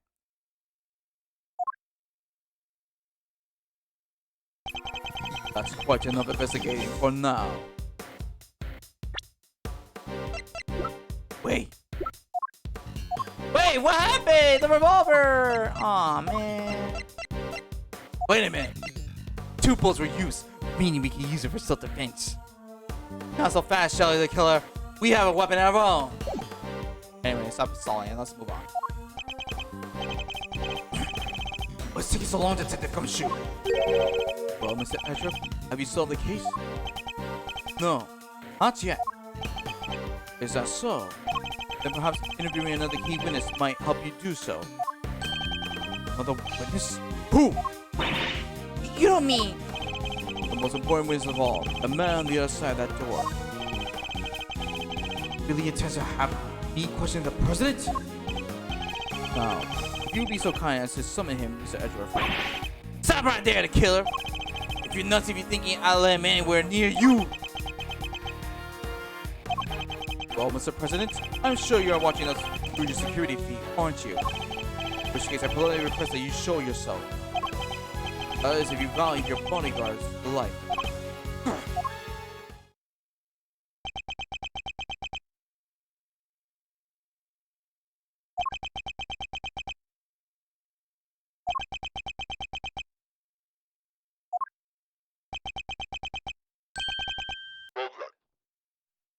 I was supposed to say, well then. Nothing else. We now know what kind of a man you really are. Wait, Mr. President! Stop!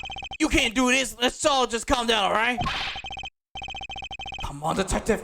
Where the places are you? The lights! What happened? What's happening?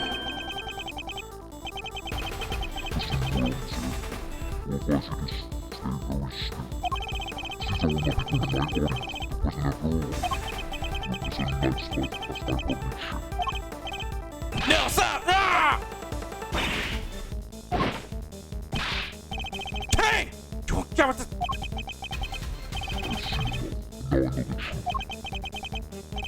Where are you? Where'd you go?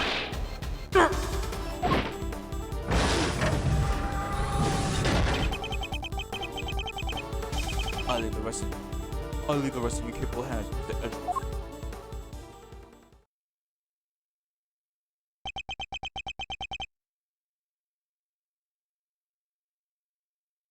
You suck, Gum. Nah, I can't be mad at Gumshoe.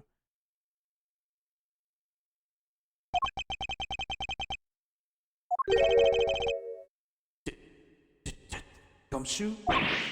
Sir! Miss Edgeworth, sir!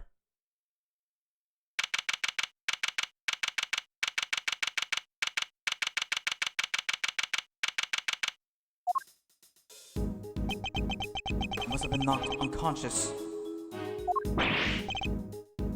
Sir, you okay? Oh, I hit the echo. Are you alright, Miss Edgeworth? Never mind me. He didn't hurt you, did he, Kate? I'm fine. Only just woke up myself. My head will be sore for a while. That's about it. Think you stop worrying. Detective, did you manage to stop the killer? Well, see, Miss Lloyd came running out of the plane and, he flown the coop. We're too late. I'm so sorry, sir.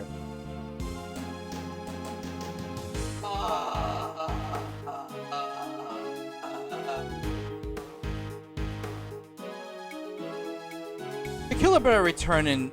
I hope the killer return in the Apologist trilogy so he could be like arrested or I don't know, become the victim. That'll be like, haha, karma's on you. Either that or just make I'll make him a character in WWE and then I'll have like lots of wrestlers beat him up. Why are you guys over there told us something too?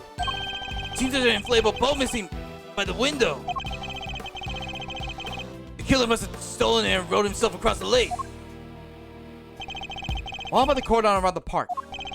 I call everyone back in to stake out the plane, including the guy stationed across the water. No, so we can please slip through our fingers? Not the best look for the department, but yeah. Hey, Edgeworth. Mr. Knight, you're alive. Yeah, no thanks for that murder. Oh, that reminds me. I found this lying on the ground next to you, Miss Edgeworth. A calling card. Mark of a seashell. Guess he wanted to leave a message. The calling card. Killer usually leaves these next to the bodies of his victims. God dang it, we can't observe it. But you're not dead, sir. But I could have been. Maybe that's the message. I can't stop thinking about his parting words. I've seen enough, and I know the truth. I leave the rest in your capable hands, Mr. Edgeworth.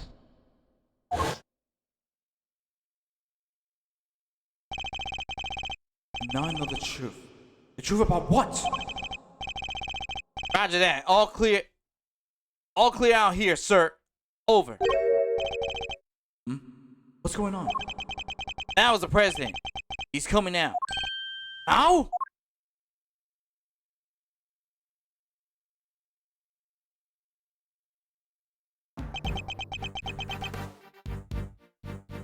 Oh, just like the president of Alabas.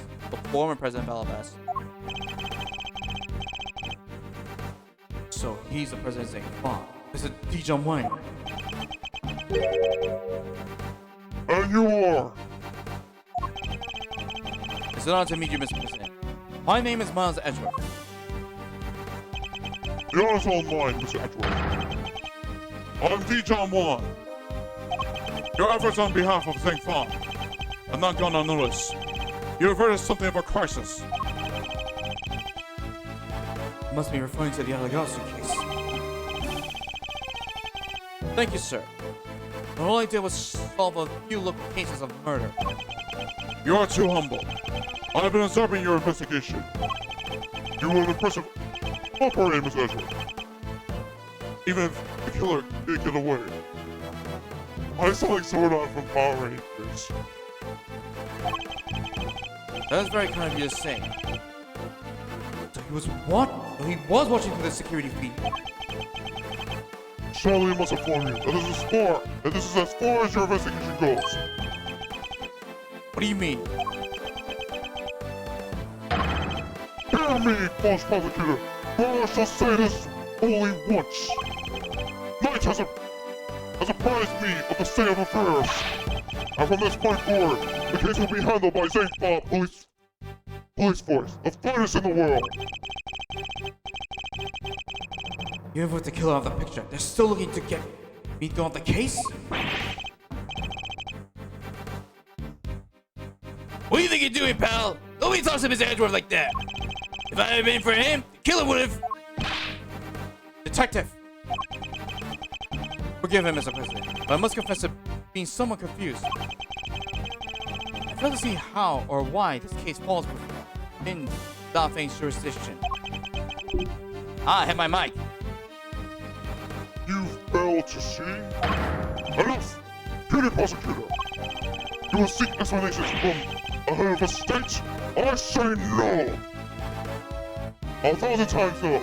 I will not explain myself to you. I'll hand over the evidence you have gathered, and remove yourself from this plane. I'd do as he said if I were you, Edgeworth. This really can't be the end of the line, can it? Hold it. Hold it.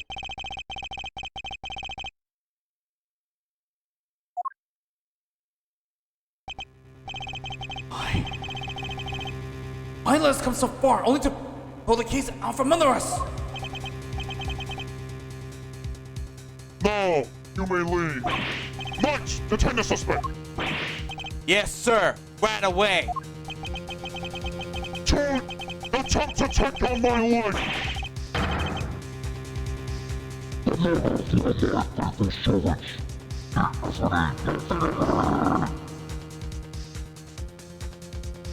Wait, get it back.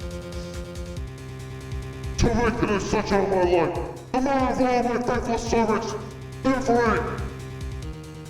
Don't be alive!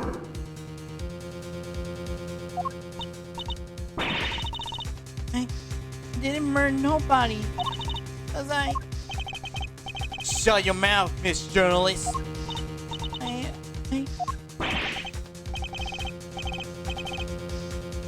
Consummate this! In a world already lousy with lies, with the subject with sin and inquiry! Can we stand by and suffer yet, although the crimes are gone unpunished? I'm saying no! 1,000 times no! There can be no forgiveness! There can be no surrender! Why? You ask me. I will tell you.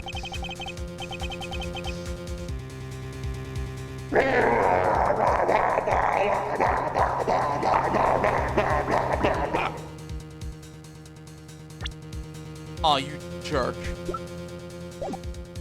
Actually, did the profile update? Yep, Shelly the Killer.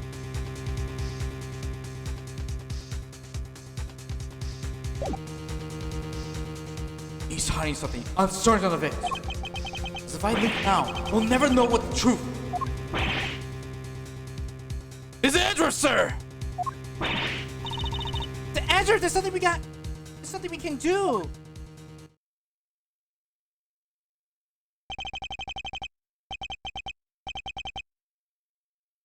Pink Mouse. No, actually, never mind.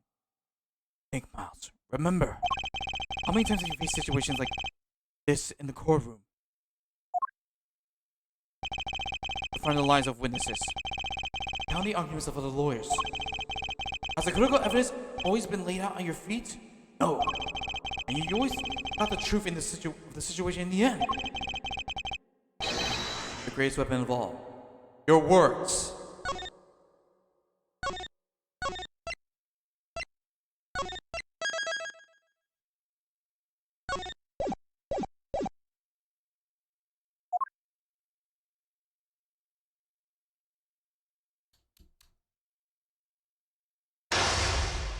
Domain expansion. Prosecutor's chess. Now, let's analyze the state of play.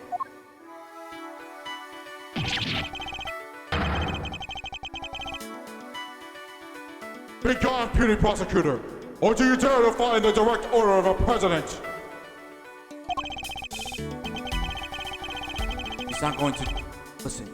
He clearly means to drown any objection by means of pure rhetorical force. An opponent's on the offensive. Best thing to do is buy my time and wait for the opening. As he said himself, as head of state, a seasoned politician won't open himself to attack easily.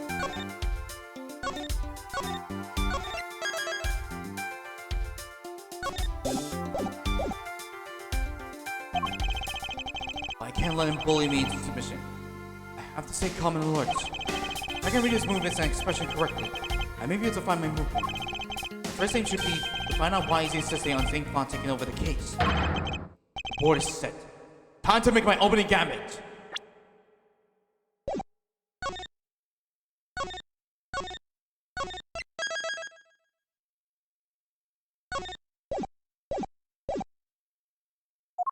Okay, let's see. My chance commence!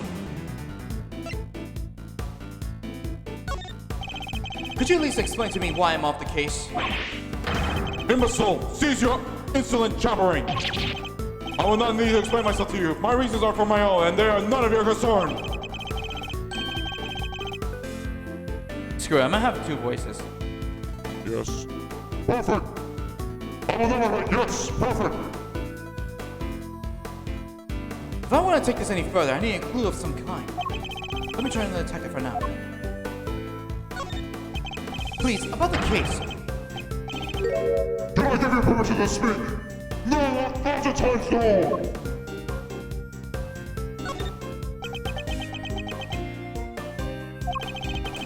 As for you, Saint Paul, I have no time for your insolent fact check. I was simply hoping to confirm one basic fact.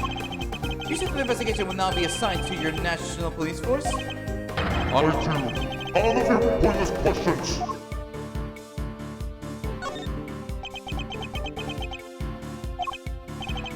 Good boy. The interior of this playroom is the sovereign territory of St. Paul. You have no rights here. Is that so?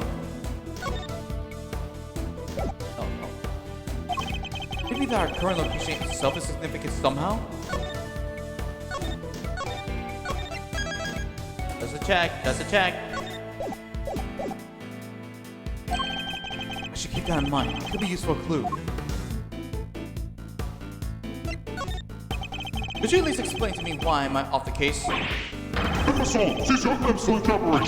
I need not to explain myself to you. My reasons are all none of your concern. Perhaps it's time to employ my clue. In the course of our conversation, I deducted a certain fact from your behavior, Mr. President. For example, you seem particularly aggressive when discussing our current location.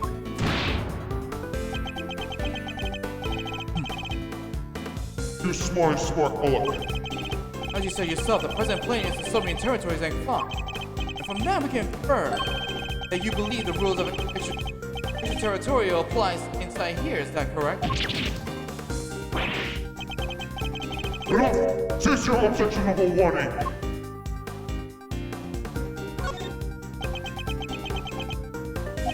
If you have nothing else to explain, then stop wasting my time and get on my sight. Maybe there's such a thing as biding my time too much. Oh gosh.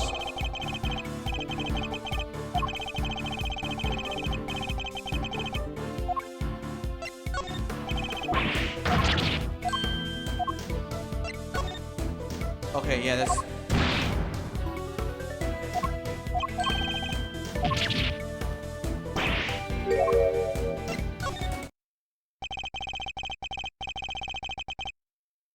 You can ram my roar all you want, but you won't escape my scrutiny.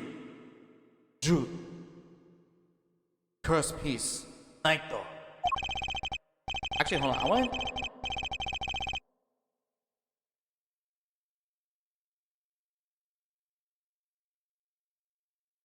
I want to do it better.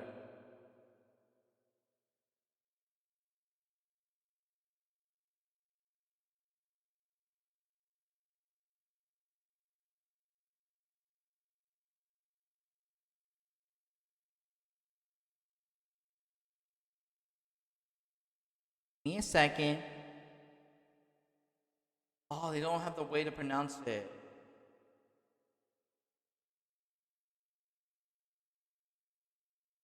Oh, wait. Oh, wait, no, this is... Should I? It's shogi.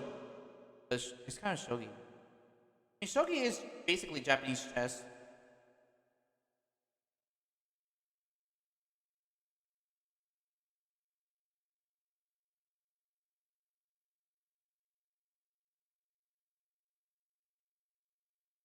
Yeah, screw it. Now where is the... Alright, there we go. Cursed chess. Keima. Is it? I think it's Keima.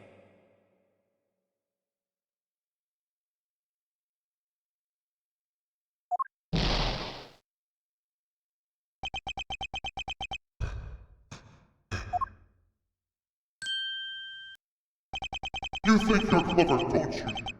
Let me answer your little question.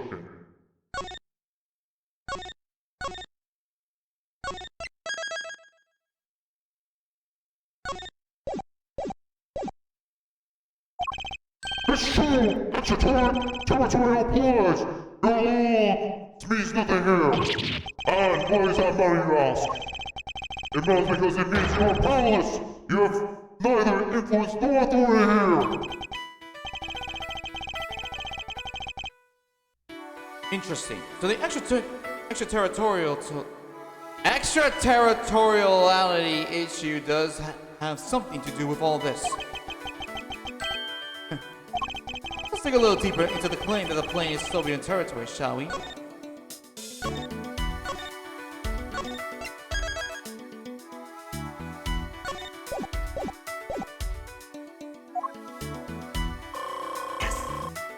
Full health. This next one will surely decide the victory. Maybe the president, but nobody's untouchable. Just have to find the right angle of attack.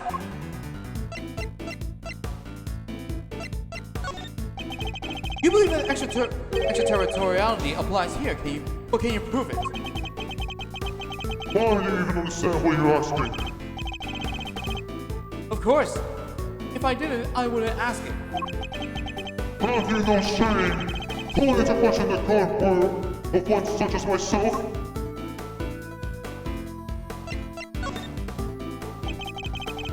You must be realizing by now what a massive corner you've talked yourself into. Damn it!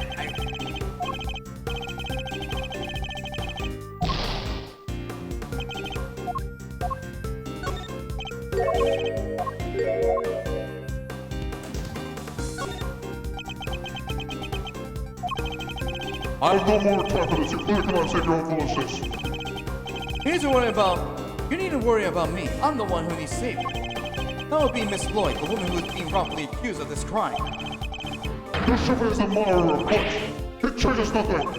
The right to extraterritorial right cannot be denied. This is St. Paul.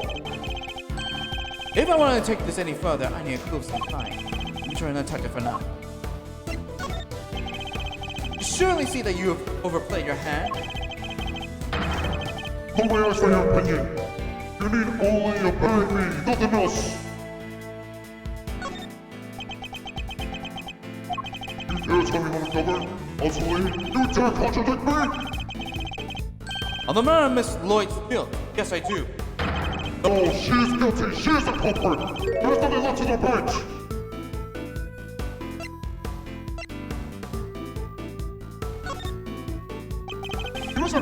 You must have realized by now what I'm not according. Again?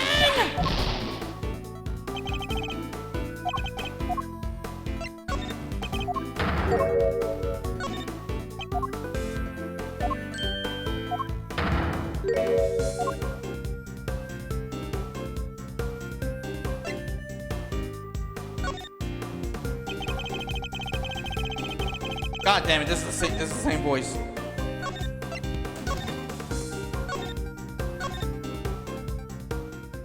This is the same one.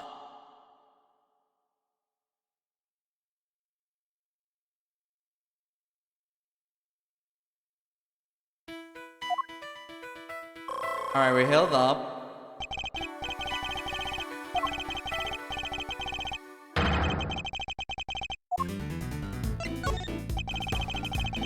Yes, overplay your hand, nobody asked for you. Well, your opinion don't matter too.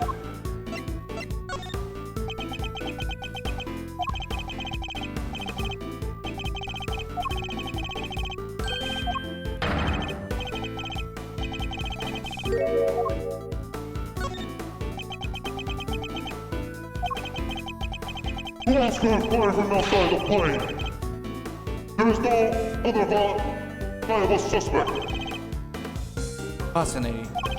So he's claiming that Miss Lloyd fired at him from outside the plane? This could be about a clue.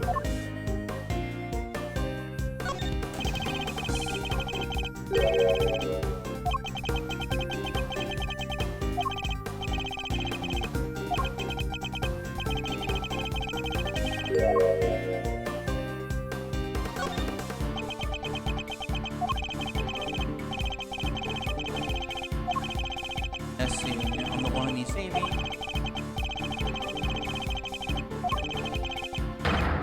What? It changes. It changes nothing. Vortex authority cannot be denied. This is St. Paul. Time to deploy my.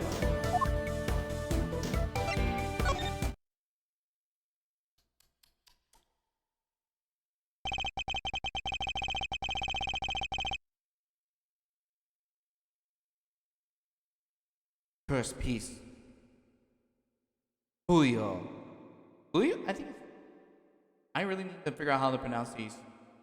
Because upon it says it's Julio. Julio. I don't know. Maybe. Maybe if you watch Uncle Roger, maybe like that. But I don't think so. Oh wait, I forgot what he says. Like, I may not be able to call the extraterritoriality of the plane presidential plane, no doubt. However, according to you, she shot you on the outside of the aircraft, correct? In which case, extraterritoriality could not possibly apply in this case. Your assertion is entirely without merit. The detainment of Miss Lloyd cannot be justified.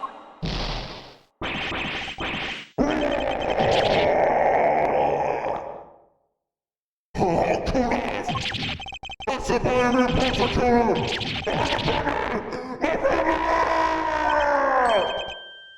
Checkmate.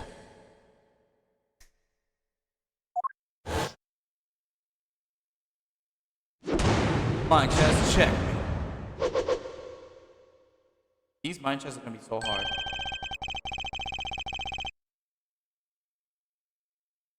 I trust you wouldn't mind if we continue our investigation now, Mr. President? I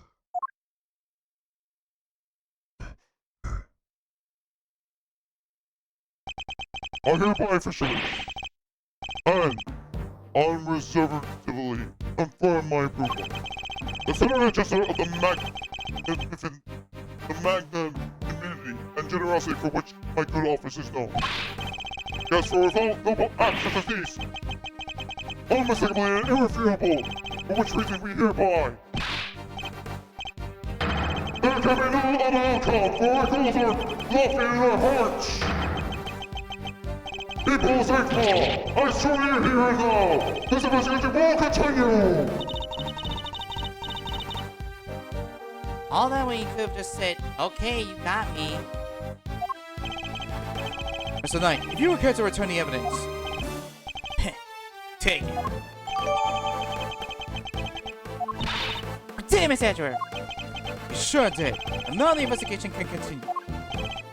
Whatever. Enjoy your pocket full of pounds. I'll be over here enjoying how you put him in a play. And you will definitely enjoy my next move, Mr. President. No more favor if you would be so kind. Sorry, got a hiccup. What is it? Could you please give us your testimony concerning the incident itself? Now you want me to testify? Whoa! That's your next move? If you want the president to testify, you have to take him to court. All in a good time, Mr. Knight. He will get his day in court soon enough. But if the president of interest refuses to cooperate at the investigation stage of the process, they are obliged to provide detailed justification as to their reasoning for doing so. That's... What's the matter? Is there something you rather we didn't know? Stand all night. I will do as the prosecutor asks. Thank you for your cooperation. Now listen, and listen well. Oh, we're going after the president. Well, we took down one president. We took down one leader. Let's take down another. When I was where I was, the incident occurred the stage of court. Suddenly, Broken Knight jumped in front of me. Then, bang. Then, bang. Wait, I did then. Bang. A shot rang out, and a plain, unblemished balloon of wreck exploded nearby. I was hesitating for an instant. My bodyguard tried to escort me back to the safety of the plane. And then... a second shot. The bullet went right through the book and lodged itself in the bulletproof vest I was wearing. I guess if you look at it in one way, the president is also a victim here. Yes, the victim of an attempted assassination. Book was simply in the wrong place at the wrong time. That makes it even weirder. Why would the target of a crime try to obstruct the investigation? My guess is that there's something behind all this that he doesn't want made public. A cover-up, huh? I knew there was more to this case than meets the eye. And the president isn't the only one who knows the truth. Isn't that right, Mr. Knight? Time to get to the bottom of this once and for all.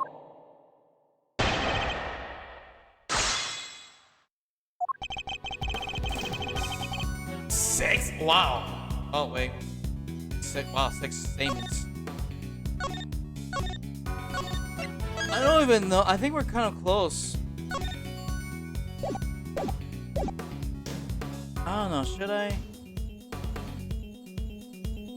continue?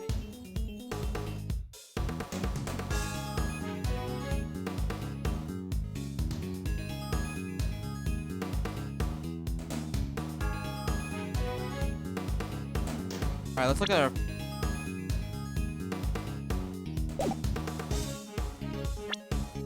Oh, wait, let me go back up.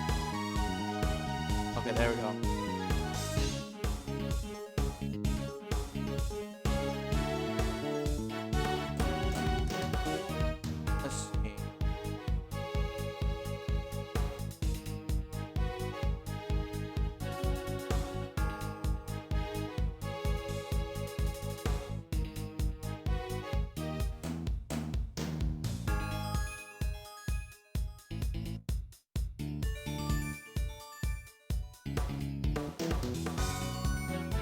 That one's true.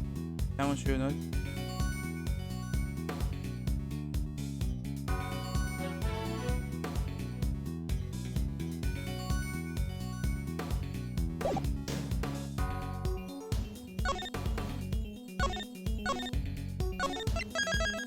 I don't know if I should save.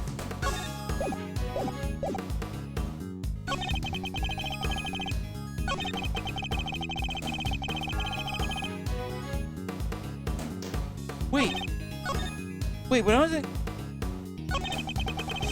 Rook and Knight jumped in front of me. Huh. Hold it! Let me press this. When I stepped in to protect you, were you aware of the fact that you were being targeted? Was I aware of the... No! I was aware of my... I was aware of my audience. Nothing else. I step onto the... When I step into the podium and enter another world entirely, a place of rapture, a place beyond words. Yeah, I bet that's called stage fright. I just spent my mind. I bet you were like a deer in headlights. No, 1,000 times no. I remember every second of each moment. Is indelibly etched in my memory. Remember when I stepped in, I was shocked, overwhelmed, taken aback.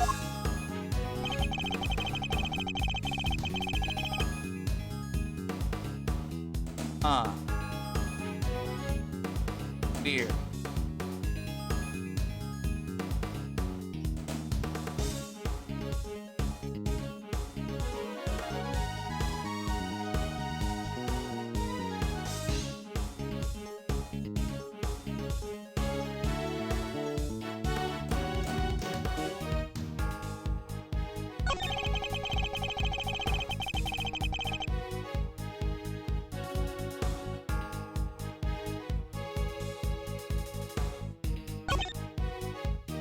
See, here's the thing. I feel like there's more statement to it, but an unblemished red balloon nearby.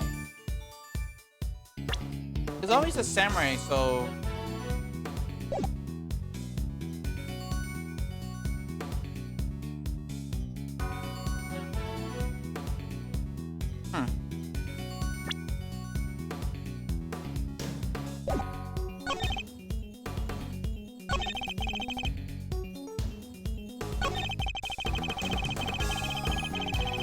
The second shot, I know.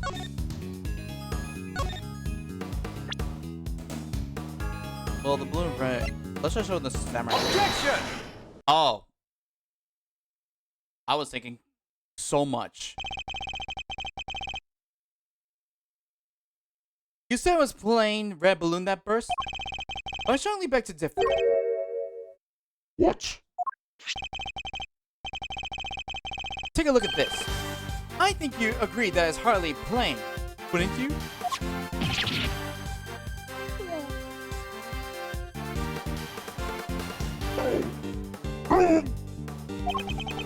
What? Who is that?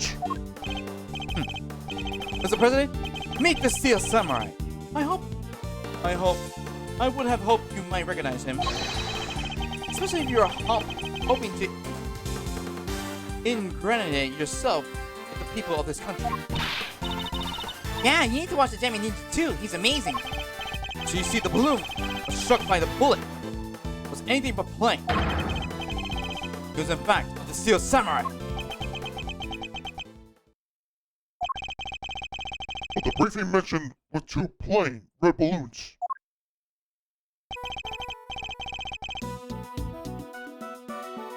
And there they are, right on the security platter. They do look pretty plain, don't they? Just simple round balloons. What? What's the meaning of this? Explain yourself. Yes, Mr. President. It seems the Steel Samurai balloon was borrowed at the last minute, sir. Alright. That's what we're told. Guess they only reported the incident to us bodyguards, though. I think there was a little trouble here on site last night. One of the original balloons burst somehow. So they swapped it in as an emergency replacement? Yeah, one of the stallholders happy to have it. What I hear, he was more than willing to lend it out. A very happy-go-lucky kind of guy, they say.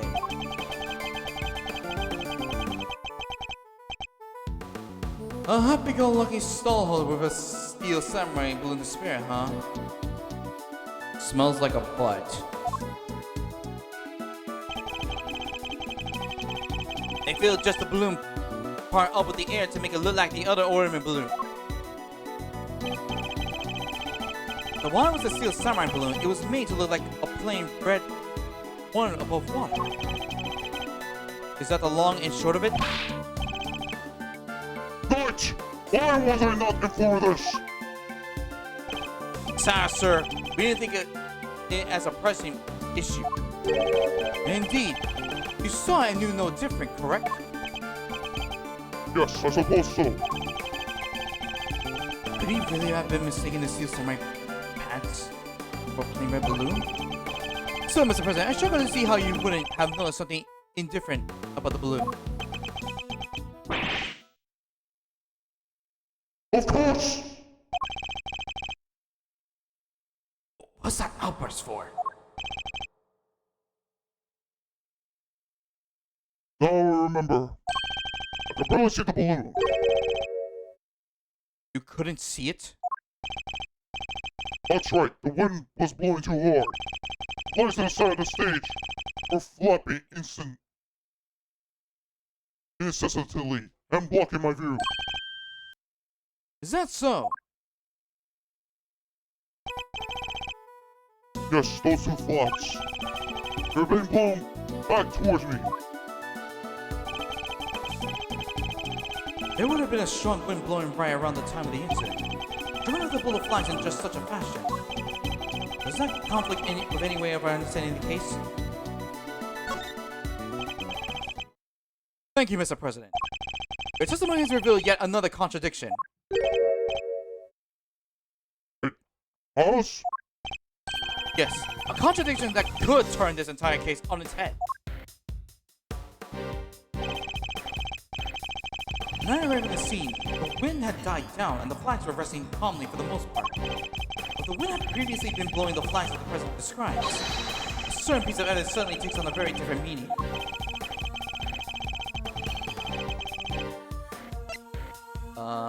I think the bullet trajectory. Take that!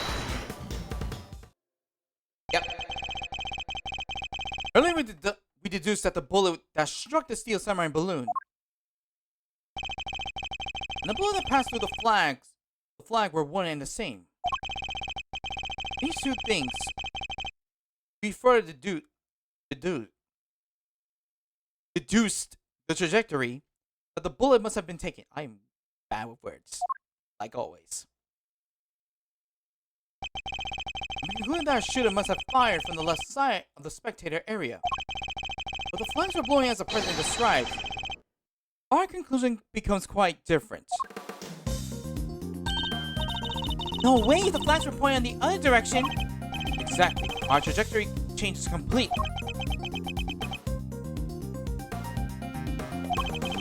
If we trace that trajectory back to its source, we can discern in who really fired that shot. Wait, but Mr. Edgeworth, that would mean... Yes. I know.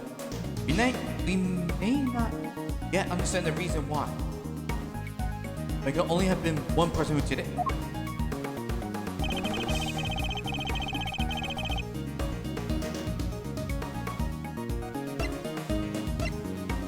Mr. Knights, would you mind explaining? Take that! The person who fired that shot was none other than you, Mr. Knight. What? The path of the balloon back through the flag piece directly to the spot where you were standing. Bullet trajectory updated. But the guy is one of the president's bodyguards. Why the heck would he go around shooting balloons? That's absurd. What exactly are you trying to imply? I'm Mr. Knight, a man who has saved my life countless times. Is my would-be assassin muscles. Seriously, Edgeworth. We pull up with a lot from you, but this? We're President Wang's bodyguards. We're the piece on the board that to protect the king. All under the sights. Sorry, sir. Edgeworth, the wind has indeed blown quite fiercely around the time of my speech. The wind can pick up and die away in an instant, cannot? Therefore, any proof that it was blowing hard enough to lift the flags during that crucial moment. The first shot was fired right around the time the president was raising his fist.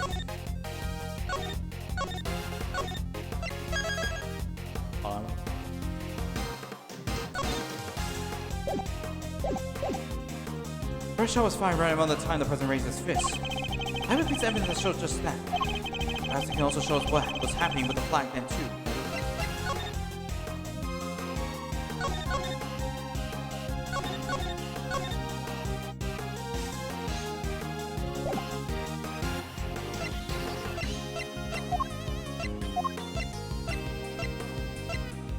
Aw, I haven't shown. Take that! Let's hope Kate's photos. Yep. Proof is in this picture right here. This should be good. Which picture where? We can see which way the flag was really blowing right here. Take that! Nice. Well, do you know that it's clearly shows this flag? Right. There we have it. Proof that was blowing towards you at the moment of the shooting. Does that mean our pal over there did shoot the balloon? Making him the assassin? Mr. Knight? Maybe not. No, that can't be. He's not the assassin. He can't look right, so... No. Mr. Knight is not the assassin. He may have shot the balloon, but the president was on the other side of him entirely. Therefore, he can't have been aiming at his boss. Yeah! Besides, why would I even shoot the balloon? What would be the point? Watch how you answer, or I might aim for something else next. There was a point. I'm sure of it. If I can figure out what it was, perhaps I can finally put this whole conundrum to rest. I definitely shot the balloon. I also alone changed everything about the case.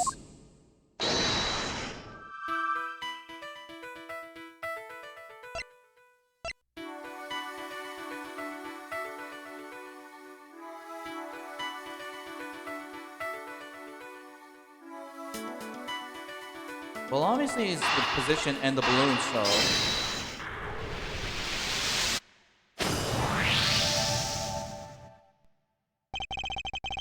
Why did Knight's assigned position change? I told you, I can't turn my neck to the right. Can only cover the president's left side.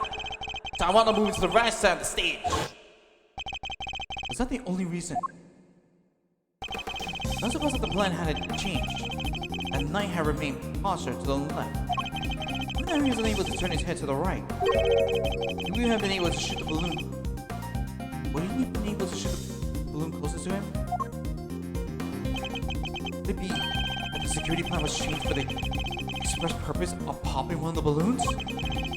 Let me suppose that to be the case. The two plans are different. Was the security detail reorganized at some point? Yeah, we made some last-minute changes yesterday. Oh wait, that's a flashback. President's orders. That's right, the president was the one who ordered the change.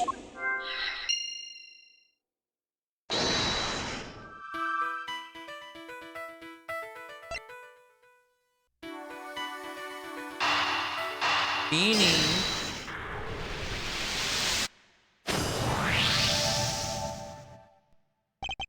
If I'm reading things right, the president knew the events about the balloon's shooting.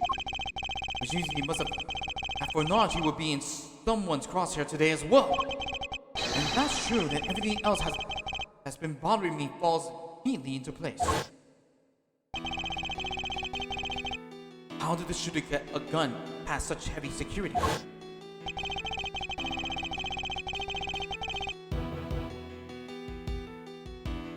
why would they then carrying out the shooting wearing such a conspicuous item of clothing? Why use a laser sight that will give away their location in an instant? How did the president suffer no injuries at all, despite the direct hit to his vest? These are the questions that Knight and the president don't want us to consider. There's only one reason for Mr. Knight to have fired his gun.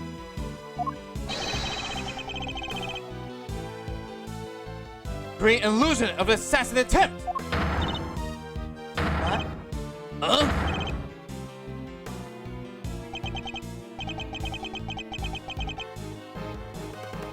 Idiot, do you understand what you're saying? I understand all too well. I understand everything now.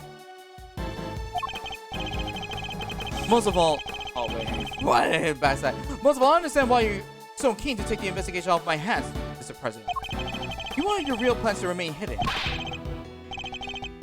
How dare you speak to me that way? Is this some sort of joke? Oh, it's no joke, I assure you. It's simply the truth, as revealed by the careful application of logic and reasoning, nothing more. The first shot was fired by Mr. Knight with the specific intention of hitting that balloon. The sound of gunfire and the bursting of the balloon were guaranteed to cause a panic. Then he fired again. He did? Yes, he fired 2 bullets, one of which were aimed at the balloon.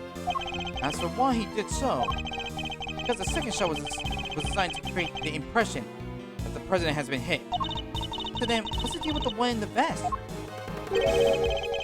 I'm willing to bet that bullet was planted there long before the shooting ever occurred.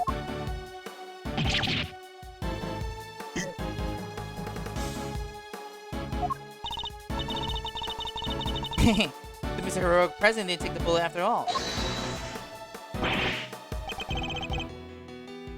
Honestly, it would have been better if he said objection or hold it. Screw it, I'll say it. Hold it! That's not true. I was shot, I told you. We'll be able to verify that for ourselves once we take a closer look at the bullet. At the very least, we can expect to find traces of Mr. Rook's blood on it, correct? Well, you saw it yourself. You found the shooter in the photograph of the person with the red hood. Objection! I thought I made myself clear. The trajectory points to only one possible shooter, Mr. Knight. Where's Tabby fit into all this? She was simply one part of their plan. In order to place the suspicion everywhere elsewhere, they sent about creating a fake assassin. The high suspicious person with the red hood? I have yet to ascertain exactly how complicit Miss Lloyd was in the whole scheme. I can say with some confidence that none of the shots were fired by her. I suspect her only job was to point the laser sight at the president. If that's right, then I was tasked with turning your jacket inside out the moment the crowd flew into a panic, yes. Thus making the mysterious Red Hood shooter disappear in the blink of an eye. Then, when the gun and the security plan were later found in the trash can, it would all appear to have been the work of an assassin so skilled they could vanish into thin air. But then the case would have gone cold! Exactly what our friends here were hoping for. Makes sense now why they wanted you off the case. Indeed, because the entire affair was a cheap ruse perpetrated by the president himself.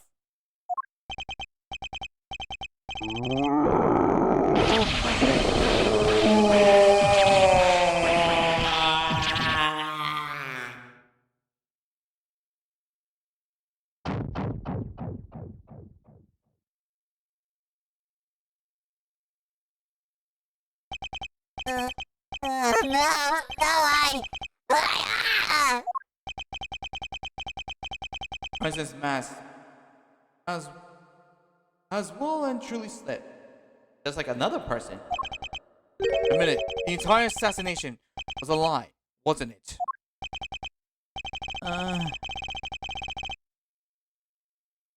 If that stupid chief prosecutor had his sign.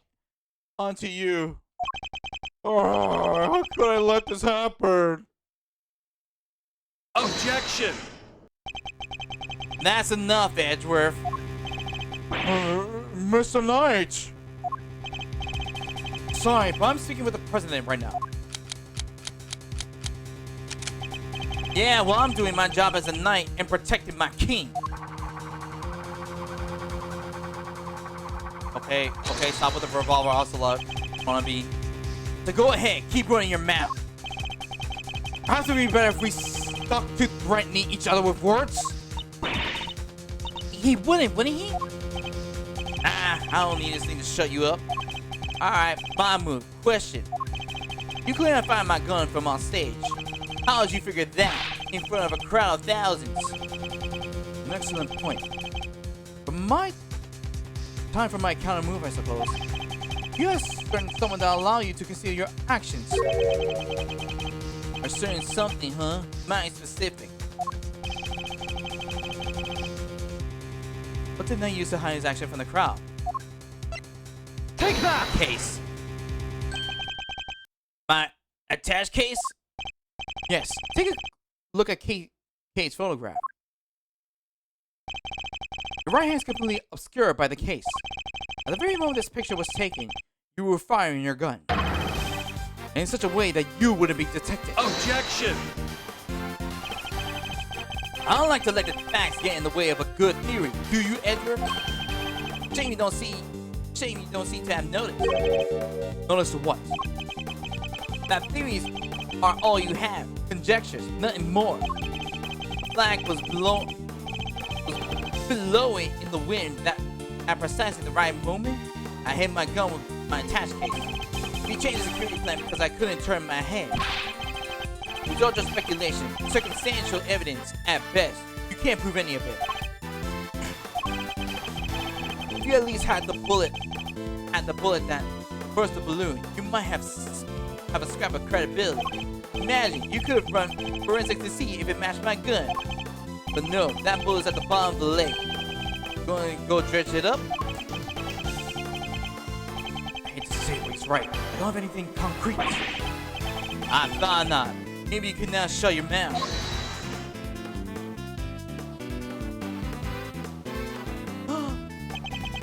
Miss Lloyd.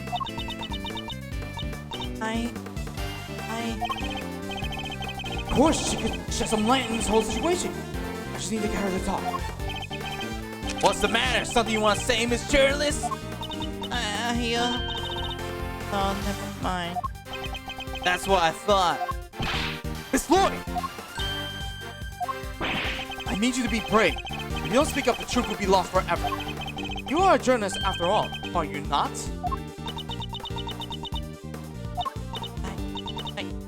Dang it, I can't stay quiet any longer. Hey, don't underestimate what you're doing, right? I think carefully before opening that mouth of yours.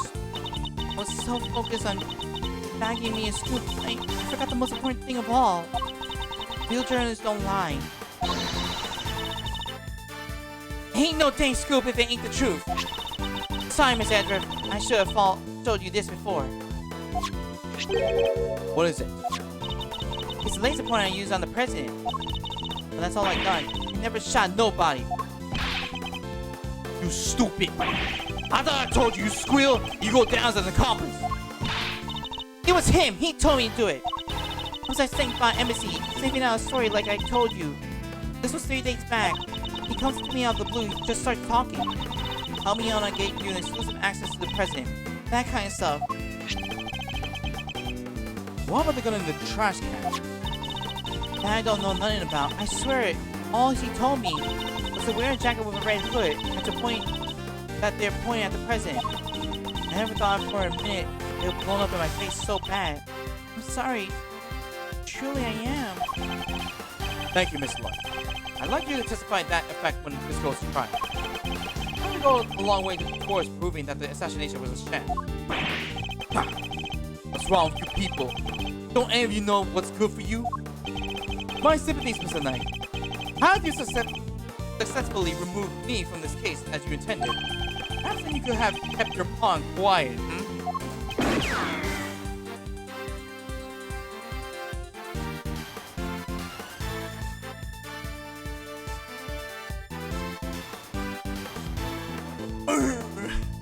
So, it's like he has buck teeth now. So let me get this straight. You told Tabby if you let us slip about our fake assassination plot, we'll have you convicted for murder? Or something like that? Of all the dirty! I say no such thing!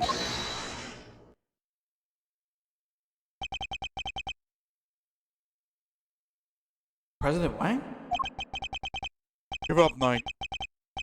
It's time we came clean. It's our choice only. So, Mr. President, you admit it. You admit that there was a plot to fake an assassination attempt? I do. I'm sorry. But why? Why do something like that? My popularity has been on the wane back home. I thought surviving an attempt on my life might give me the boost I needed. I know what we did was wrong. So yes, it was all lies. All of it. And the bullet in the vest? It was planted ahead of time. I wasn't hit by anything today.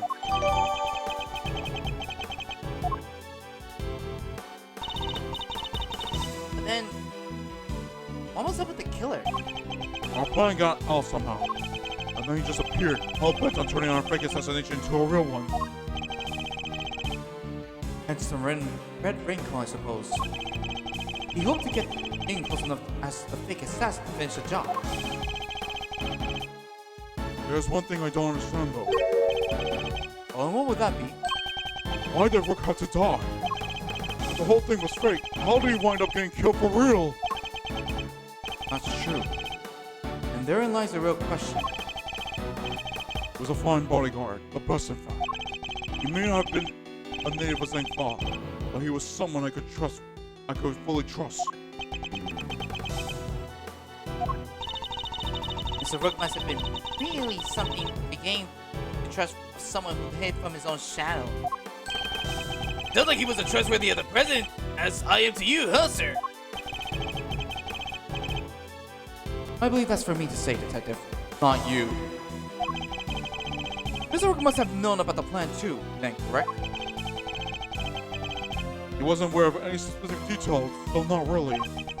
I tried to involve him, but he refused. And you have done well to listen to him. This is a tragedy. The life of a good man has been wasted. What's so great about him anyway? What's gotten in? Wrong button! What's gotten into him? What's gotten into him? How he's just another piece on the board, there to protect you, nothing more. Mr. Knight, how could you? Who was it that actually went along with your plan, huh, Mr. President? Well, push the coward back down when you need him to step up the most.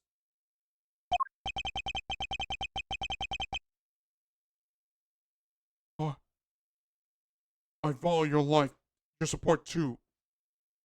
I bossed the line. I value your support too, of course, but Look, I'm your chief bodyguard now. That's all that matters.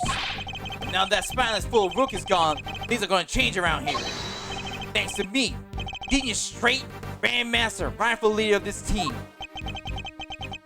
we are all aware of your ambitious, Knight. But doesn't this seem a little imprudent to you? My plan this time was perfect, as they always are, as they always will be. That's quite a statement, especially considering that your perfect plan was an abject failure. Yeah, no thanks to you and that buffoon Rook. How exactly was Mr. Rook's fault? If he hadn't died, the killer would never come after me, and I would have let you on this plane. Please, Mr. Knight, you mustn't talk like that.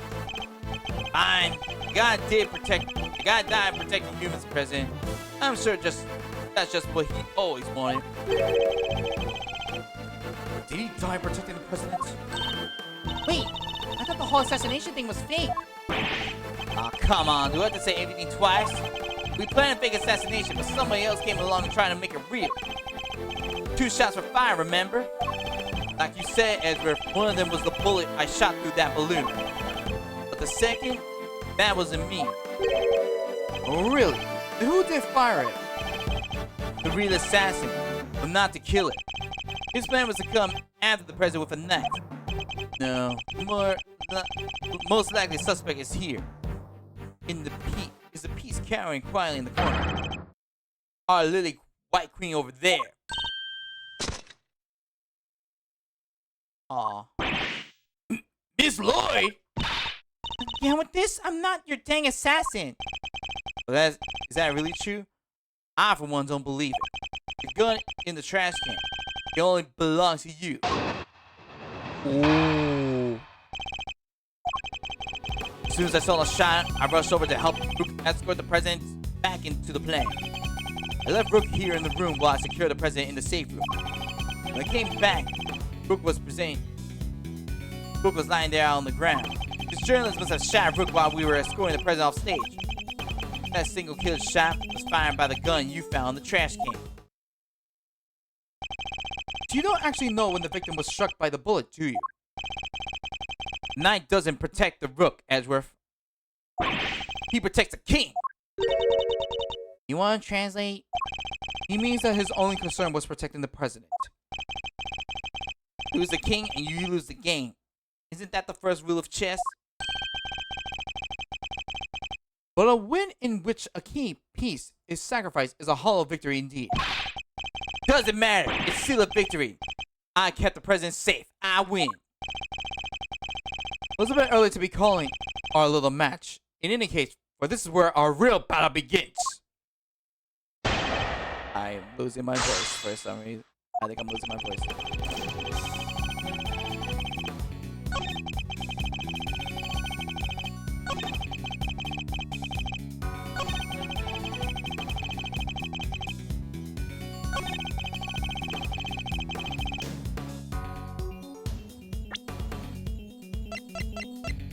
You mean this gun?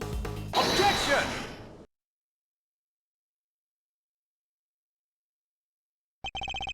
So you contend that it was you who shot the balloon and Miss Lloyd who shot Mr. Rook. And why are 2 bullets used on that gun? Are you sure about that? Sure, I'm sure. While what you propose would indeed match up with the total number of shots heard, the gun from the trash can itself has also been fired twice.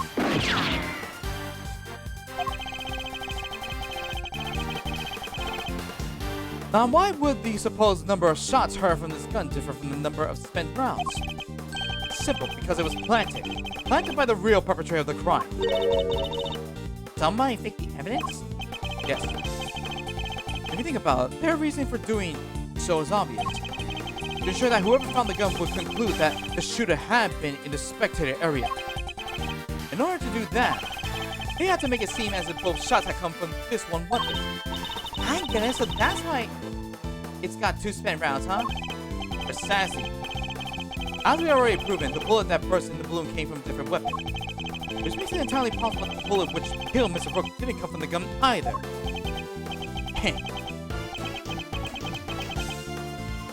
Nice work, Edgeworth. That's some high-grade sleuthing. Why don't you go get to the point? You come this far. Spit it out. Oh, I intend to. Don't worry. The person who really shot Mr. Rook was... Wanna explain, Knight? Take that! You, Mr. Knight! You're the one who murdered Mr. Rook. Finally got the courage to say it, huh? Surely not. Surely you wouldn't have. It wasn't only the killer who tried to take advantage of the fake murder plot. You killed Mr. Rook, hoping that he would look like an accidental victim of the bludgeon assassination. But the person locked away in the safe room and the door of the airplane tightly closed. It wasn't just you and Mr. Rook alone together.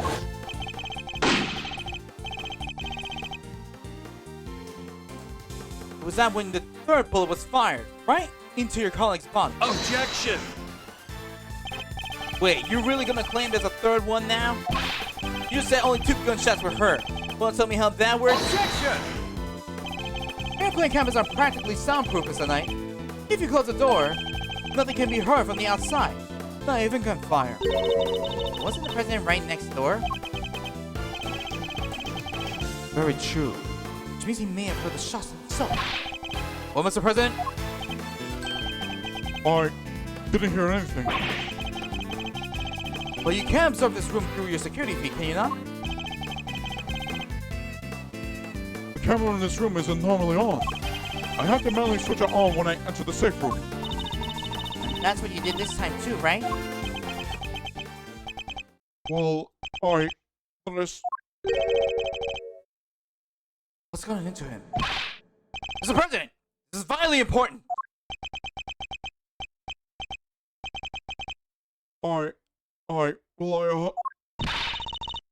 Please, President Wang. Fine. I was busy hiding under the bed, covering my ears. What? Even though you knew the whole thing wasn't real? Yes, because I hate the sound guns. It's just like hint of that awful noise and... Oh, it's just too much.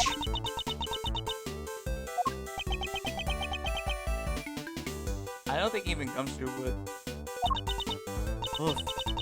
That's their sadder than a pot of overcooked crawfish.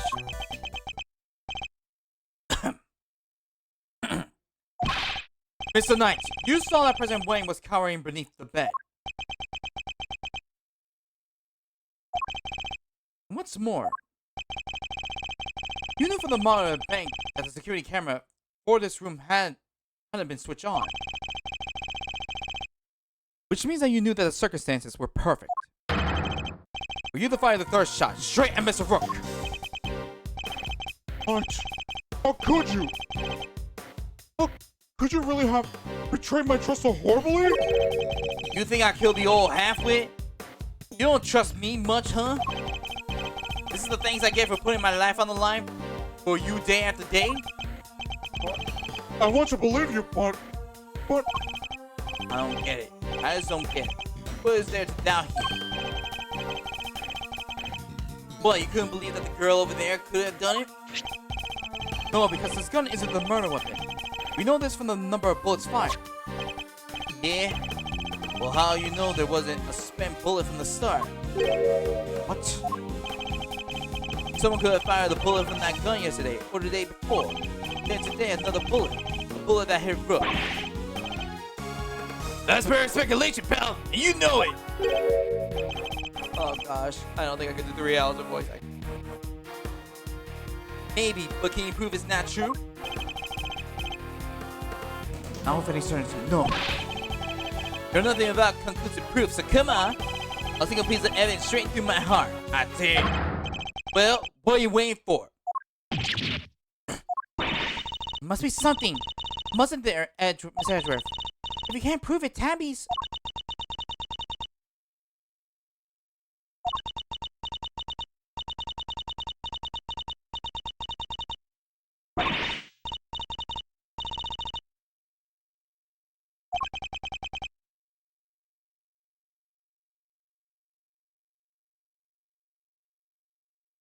Conclusive proof. If only could prove that Knight's gun is the murder weapon. Wait, perhaps I can. If you at least had the bullet that burst the balloon, you might have a scrap of credibility. As you can run forensics and see if it matched my gun. If we had the bullet that killed Mr. Rook, forensics could tell us which gun it was fired from. No proof. No end. End the conversation. Objection! Hold it right there! What now? You're not about to claim you do have proof. Of course I do. This is not be good, right? Bring it on. Show me this proof of yours. The bullet that killed Mr. Rook is the key to ending our little game. Very well, my conclusive evidence is not currently in my possession. Alright then, thanks for playing, folks, but that's game over. However, it's here in this room. What? What? As we know, the bullet that killed Mr. Rook passed through his body. But where did it end its journey? As we could pass our minds back to an earlier conversation. After passing through his bullet, the bullet that took Mr. Rook's life then found itself lodged in the vest. He's right. If the president had been wearing that vest, things could have been a lot worse. Now, of course, we know that the so-called assassination attempt was a complete fabrication. The vest was prepared in advance. It made it look as if it had been hit by a bullet. Which begs the question, where is the real bullet? I like that twist. It's the good stuff, Ezra. Come on then, don't keep us suspense. Is there any evidence points to where the bullet that might have ended up? Wrong one. There we go. Take that! There's something very clearly missing from this room. Yes, a prosecutor with some common sense. Take a look at this bank, at the bank of the security monitors. Oh, I see your comment, Mr. President. Splendid. There are screens here showing views from all around this plane, inside and out. The only external angle not covered is the right-hand side of the aircraft. That's because one of the monitors is missing. There was a monitor in that space previously, wasn't there, Mr. President? there was. I have no idea what my plushie is doing there now, though. It appears to be someone Bane's attempt to hide was obviously lacking. But where did it go and why? The why is easy enough to answer, because it was struck by a bullet. Were we to believe that the bullet in the vest was the real deal, then anything that hinted at the existence of another bullet had to be removed. So where did the missing monitor go? Where indeed? I believe that it must be hidden somewhere on this plane. After all, there would have been time to dispose of it outside the aircraft. Lieutenant Gumshoe, conduct a search if you would. Anyway, sir. Mr. President. Extraterritoriality, remember? I have no objection to the search. Please, go ahead. This will help us discover the truth behind what happened to Rook. I will not stand in your way. What are you? I don't believe this. Rook this, Rook that. Don't you ever think about anybody else? The search has been authorized, Detective. If you wouldn't mind. Oh my gosh, this belly button showing. Sir, I found the monitor. Excellent work. Now go ahead and extract the bullet. Let's see. I put my hand in here and just... Come on, come on. Get it! Well, would you look at that? Blood. This is the bullet that killed Mr. Rook, and there's no doubt about it. Bloody bullet. And there you have it, Mr. Knight. The single piece of evidence you requested, straight through your heart. You must now admit this is the bullet that didn't come from the spectator area gun. That Miss Lloyd could not be Mr. Rook's killer.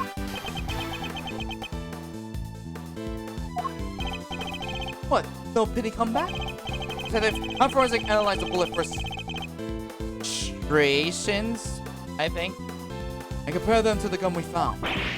Yes, sir. Okay. The evidence you need. You counted it.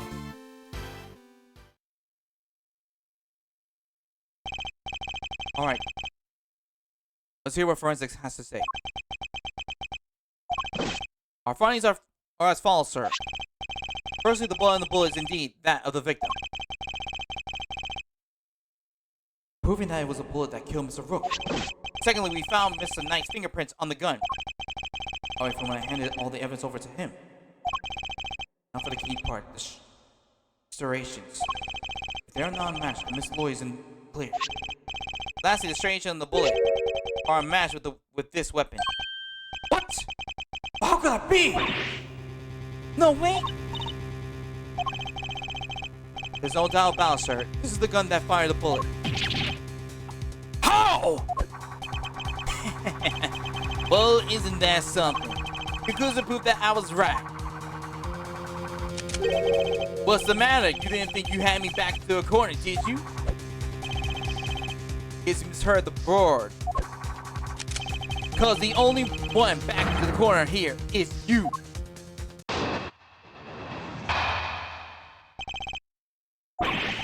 There's no denying forensic proof that the gun had a bullet or a match. The bullet that killed Rook was fired from the gun you found in the spectator area.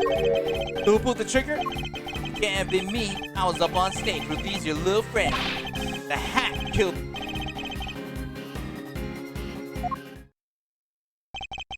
Well, that's rude. Your move, Edgeworth. But remember two things. One, where you found the gun. And two, which gun the failed bullet come from. Whichever way you look at it, I can't be the shooter. How it come to this? Me and the president, we admitted the fake assassination attempt. Now it's your turn to admit something. Who the killer really is. There's no way Tabby did it, is there? Don't let him get to you, Kay. Just need to go over his statements again. There must be something further we can deduce from them. Okay, let's do it, Miss Edgeworth.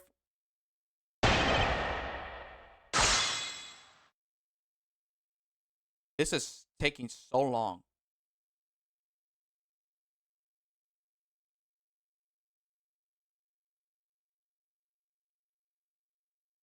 All right.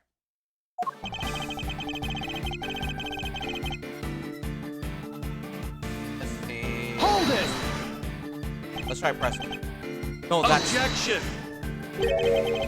What is it you said? The forensic will back you up? How does it feel to be shot in the chest by your own conclusive proof, huh? Not so good, I imagine. Bullet and the gun are a match, Miss Edgeworth. The kind has to be that Tabby pulled the trigger, no? Even so, I simply cannot accept that. Sir, there's no denying the evidence!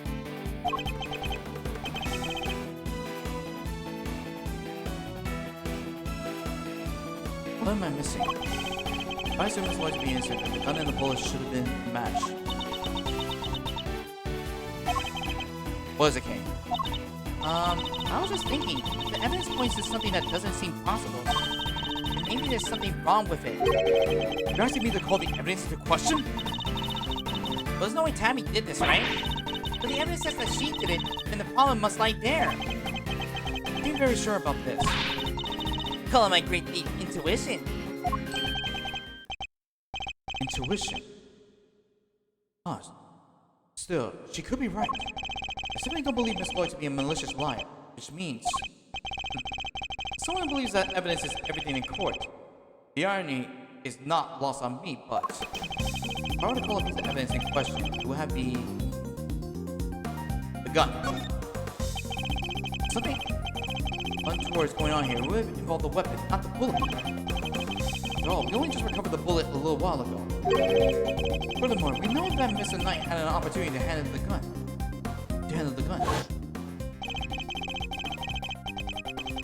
Hand over the evidence you have. Hand over the evidence you have gathered and remove yourself from this way. I forgot to do flashback voice.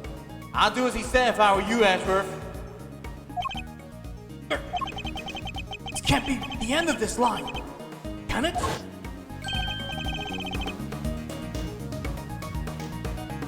Indeed, he had an ample opportunity. There's no doubt that this gun is the weapon that was used in the crime. Which means it must have belonged to... Take that! The gun belongs to Mr. Knight. He switched them around. That has to be it.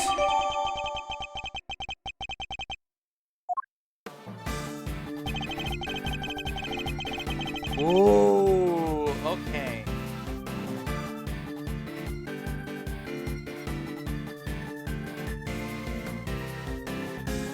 Let's see. Wait. No. Objection! No, it's not. A minute. You switched the guns, didn't you, Mr. Knight? That's what the marking matched the weapons in question. It was yours all along. Heh. And tricky moving there, Edgeworth, and... Oh my gosh, 3 hours? How long is this episode? You spent like 2 hours in the last one, and now 5. Oh my gosh. You must have made the switch when I hand over the evidence. I was busy trying to make the case for remaining on the investigation.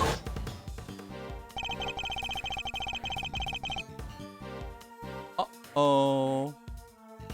took the laser sight from the gun we found in the trash can and put it on your own. Then, not long afterwards, you handed that gun back to me instead of the one we found. I did, huh? You think I somehow knew you'd find, let alone run forensics on that bullet sometime in the future? Is that so strange? You're a just player after all. I'm not so well used to thinking several moves ahead.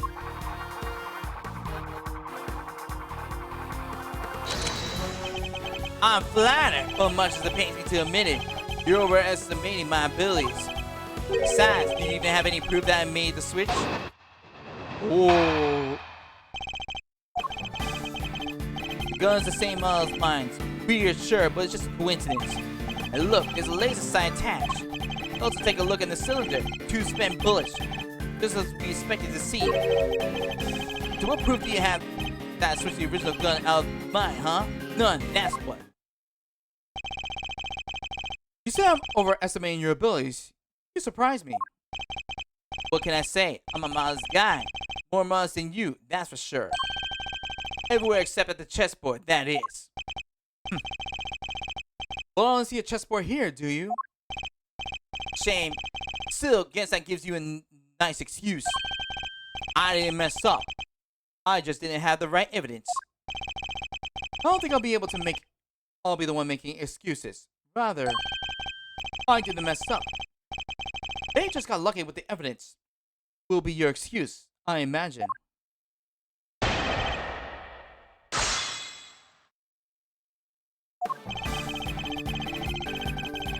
Okay.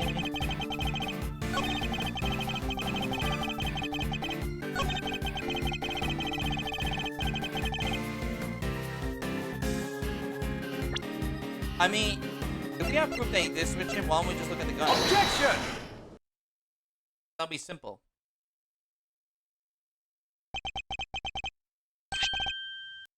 I have your proof right here. That's your proof? I think you've been working too hard, Edgeworth. Not the gun itself, the evidence it carries. Evidence that will prove, once and for all, that it does in fact belong to you. I'm looking forward to this. Go ahead and make your move.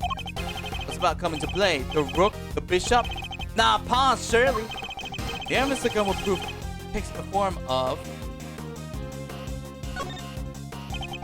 fingerprints. Name me your fingerprints, Mr. Knight. Objection!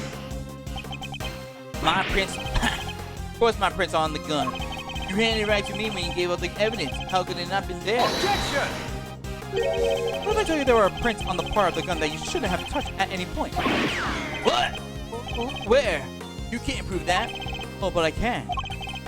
Here's a place where your fingerprints can never have been left if things happen as you say. Allow me to present the final piece of evidence. We'll bring out our game to its rightful conclusion.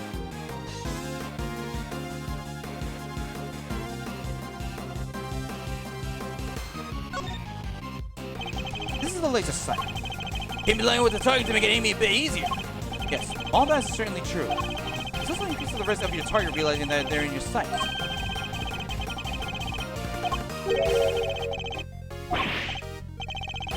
Oh my gosh.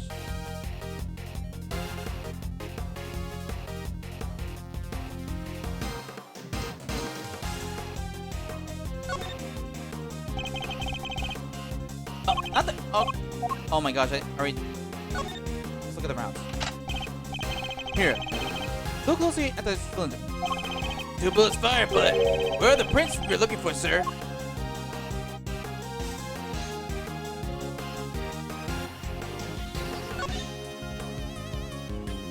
Oh. You did indeed switch the guns when I skipped that. You did indeed switch the guns when I handed you the evidence. But if that were all you had done, your destruction would have been easily detected. Because the number of bullets fired by each gun was different. There were 2 spent bullets in the gun we found. Yeah, but what about Mr. Knight's gun? We only fired 2 bullets from the stage onto the balloon. And he fired another bullet into Mr. Rook, ending his life. So 3 bullets in total, plus the few odd ones he let loose in shock during our little game. And after each shot, he reloaded his gun out of habit. With his bare hands, of course. Officer, where exactly were Mr. Knight's fingerprints found? The ones you mentioned in your report. Sir, they were found on the exterior of the weapon, but also on the bullets themselves.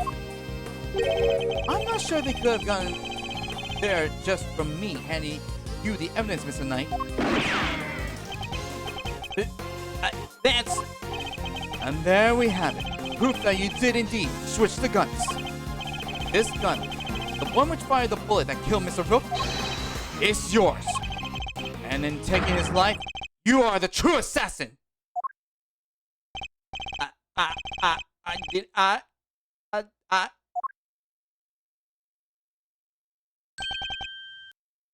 Checkmate.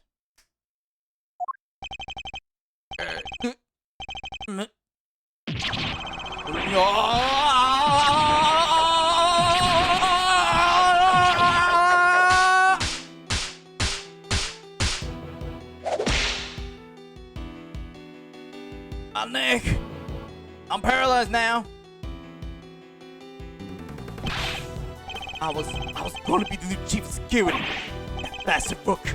He hadn't been for him, I would have been in charge by now. I would have been in control of the whole team. My plan was perfect. The fake assassination was supposed to be flawless.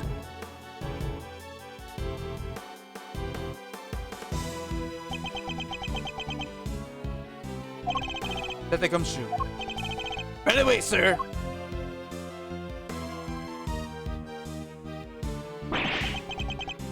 Curse you, Edgeworth! Our game isn't over yet. I'm afraid this is as far as we go for today. The next moves we play will be in the courtroom. But it's not fair! It's not fair!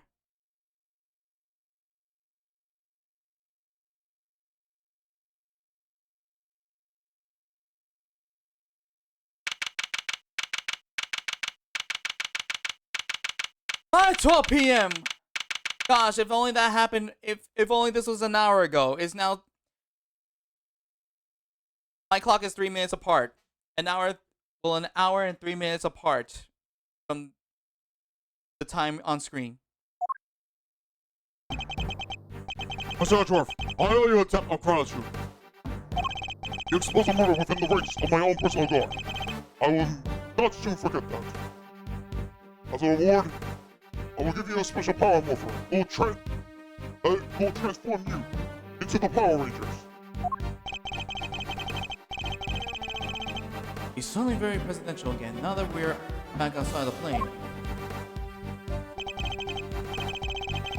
I saw it, you know, when I first proposed the fake assassination on him.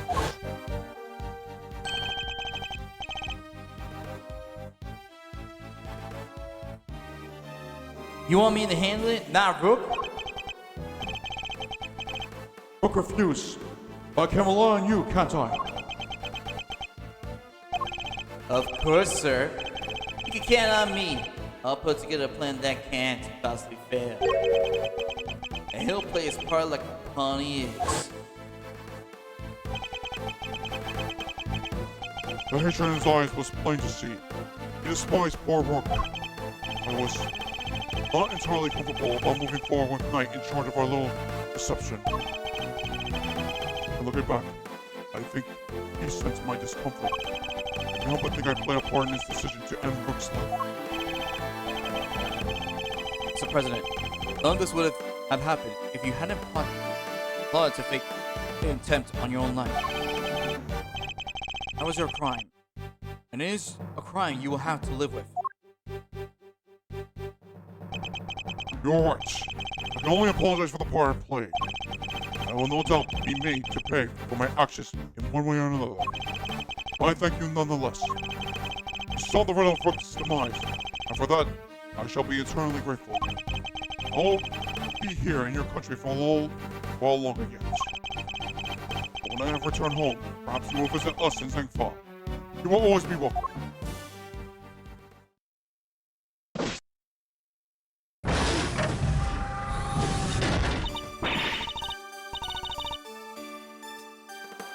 Oh, thank you, thank you, thank you, thank you, thank you. Y'all know how grateful I am. Also, that ends well. Miss Lloyd, the accusation of murder made against you was, of course, entirely groundless. The fact remains that you are a willing participant in the stage assassination attempt. The police will no doubt wish to speak to you about the matter. You should be aware that you may well be punished for your actions. I know, and I'm awfully sorry about everything. Truly, I am. I understand your desire for a scoop, but there are limits. There sure are. I got me some serious thinking to do. Damn it, Sandra! That was something else. Local prosecutor solves assassination conundrum. Earns eternal gratitude for president. How's that for a headline? Hey, that there's my department. Mr. Prosecutor, how's it feel to solve such an important case? You must be over the moon. She certainly doesn't stay down for long. No comments. Dang. You're one tight-lipped son of a gun. As well as should be. This case is not over yet. Is it? How come, sir? Because until we wrap the story behind this case.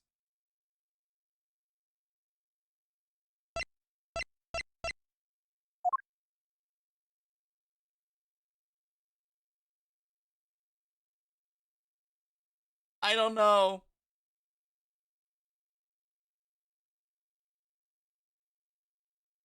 Help.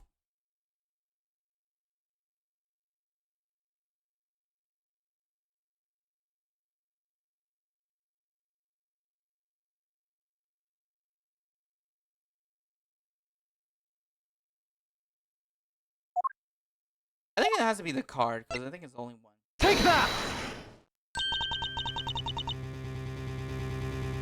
The killer's calling card. This is the killer has yet to complete his assignment. You mean he still might try to murder the president? I hope I'm wrong, but if I'm not, this could all blown up into something more sinister yet. As one would expect with the attempted assassination of a president, the case was all over the news. My preparations for Mr. Knight's trials were consistently interrupted by requests from the press. There wasn't a person in the land who didn't know about the case. Everybody was talking about it. In the midst of the frenzy that followed, nobody noticed that this was only the first move in a game far bigger than any of us could have imagined.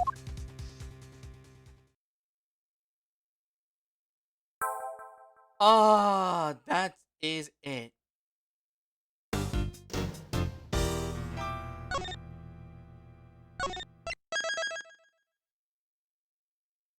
The captive turnabout.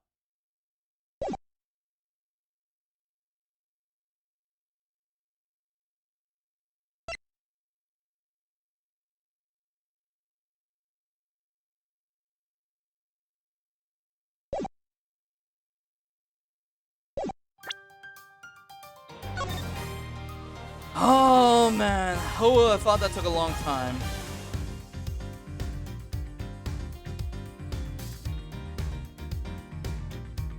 Well, that is all for episode 1, which is a really longer one than the last one in the first investigation game. Alright. So yeah, that was it for today. That is a really long stream. That was a really long stream. So we'll be back with Ace Attorney Investigations on Monday to start episode 2. Oh man. Let's play music now.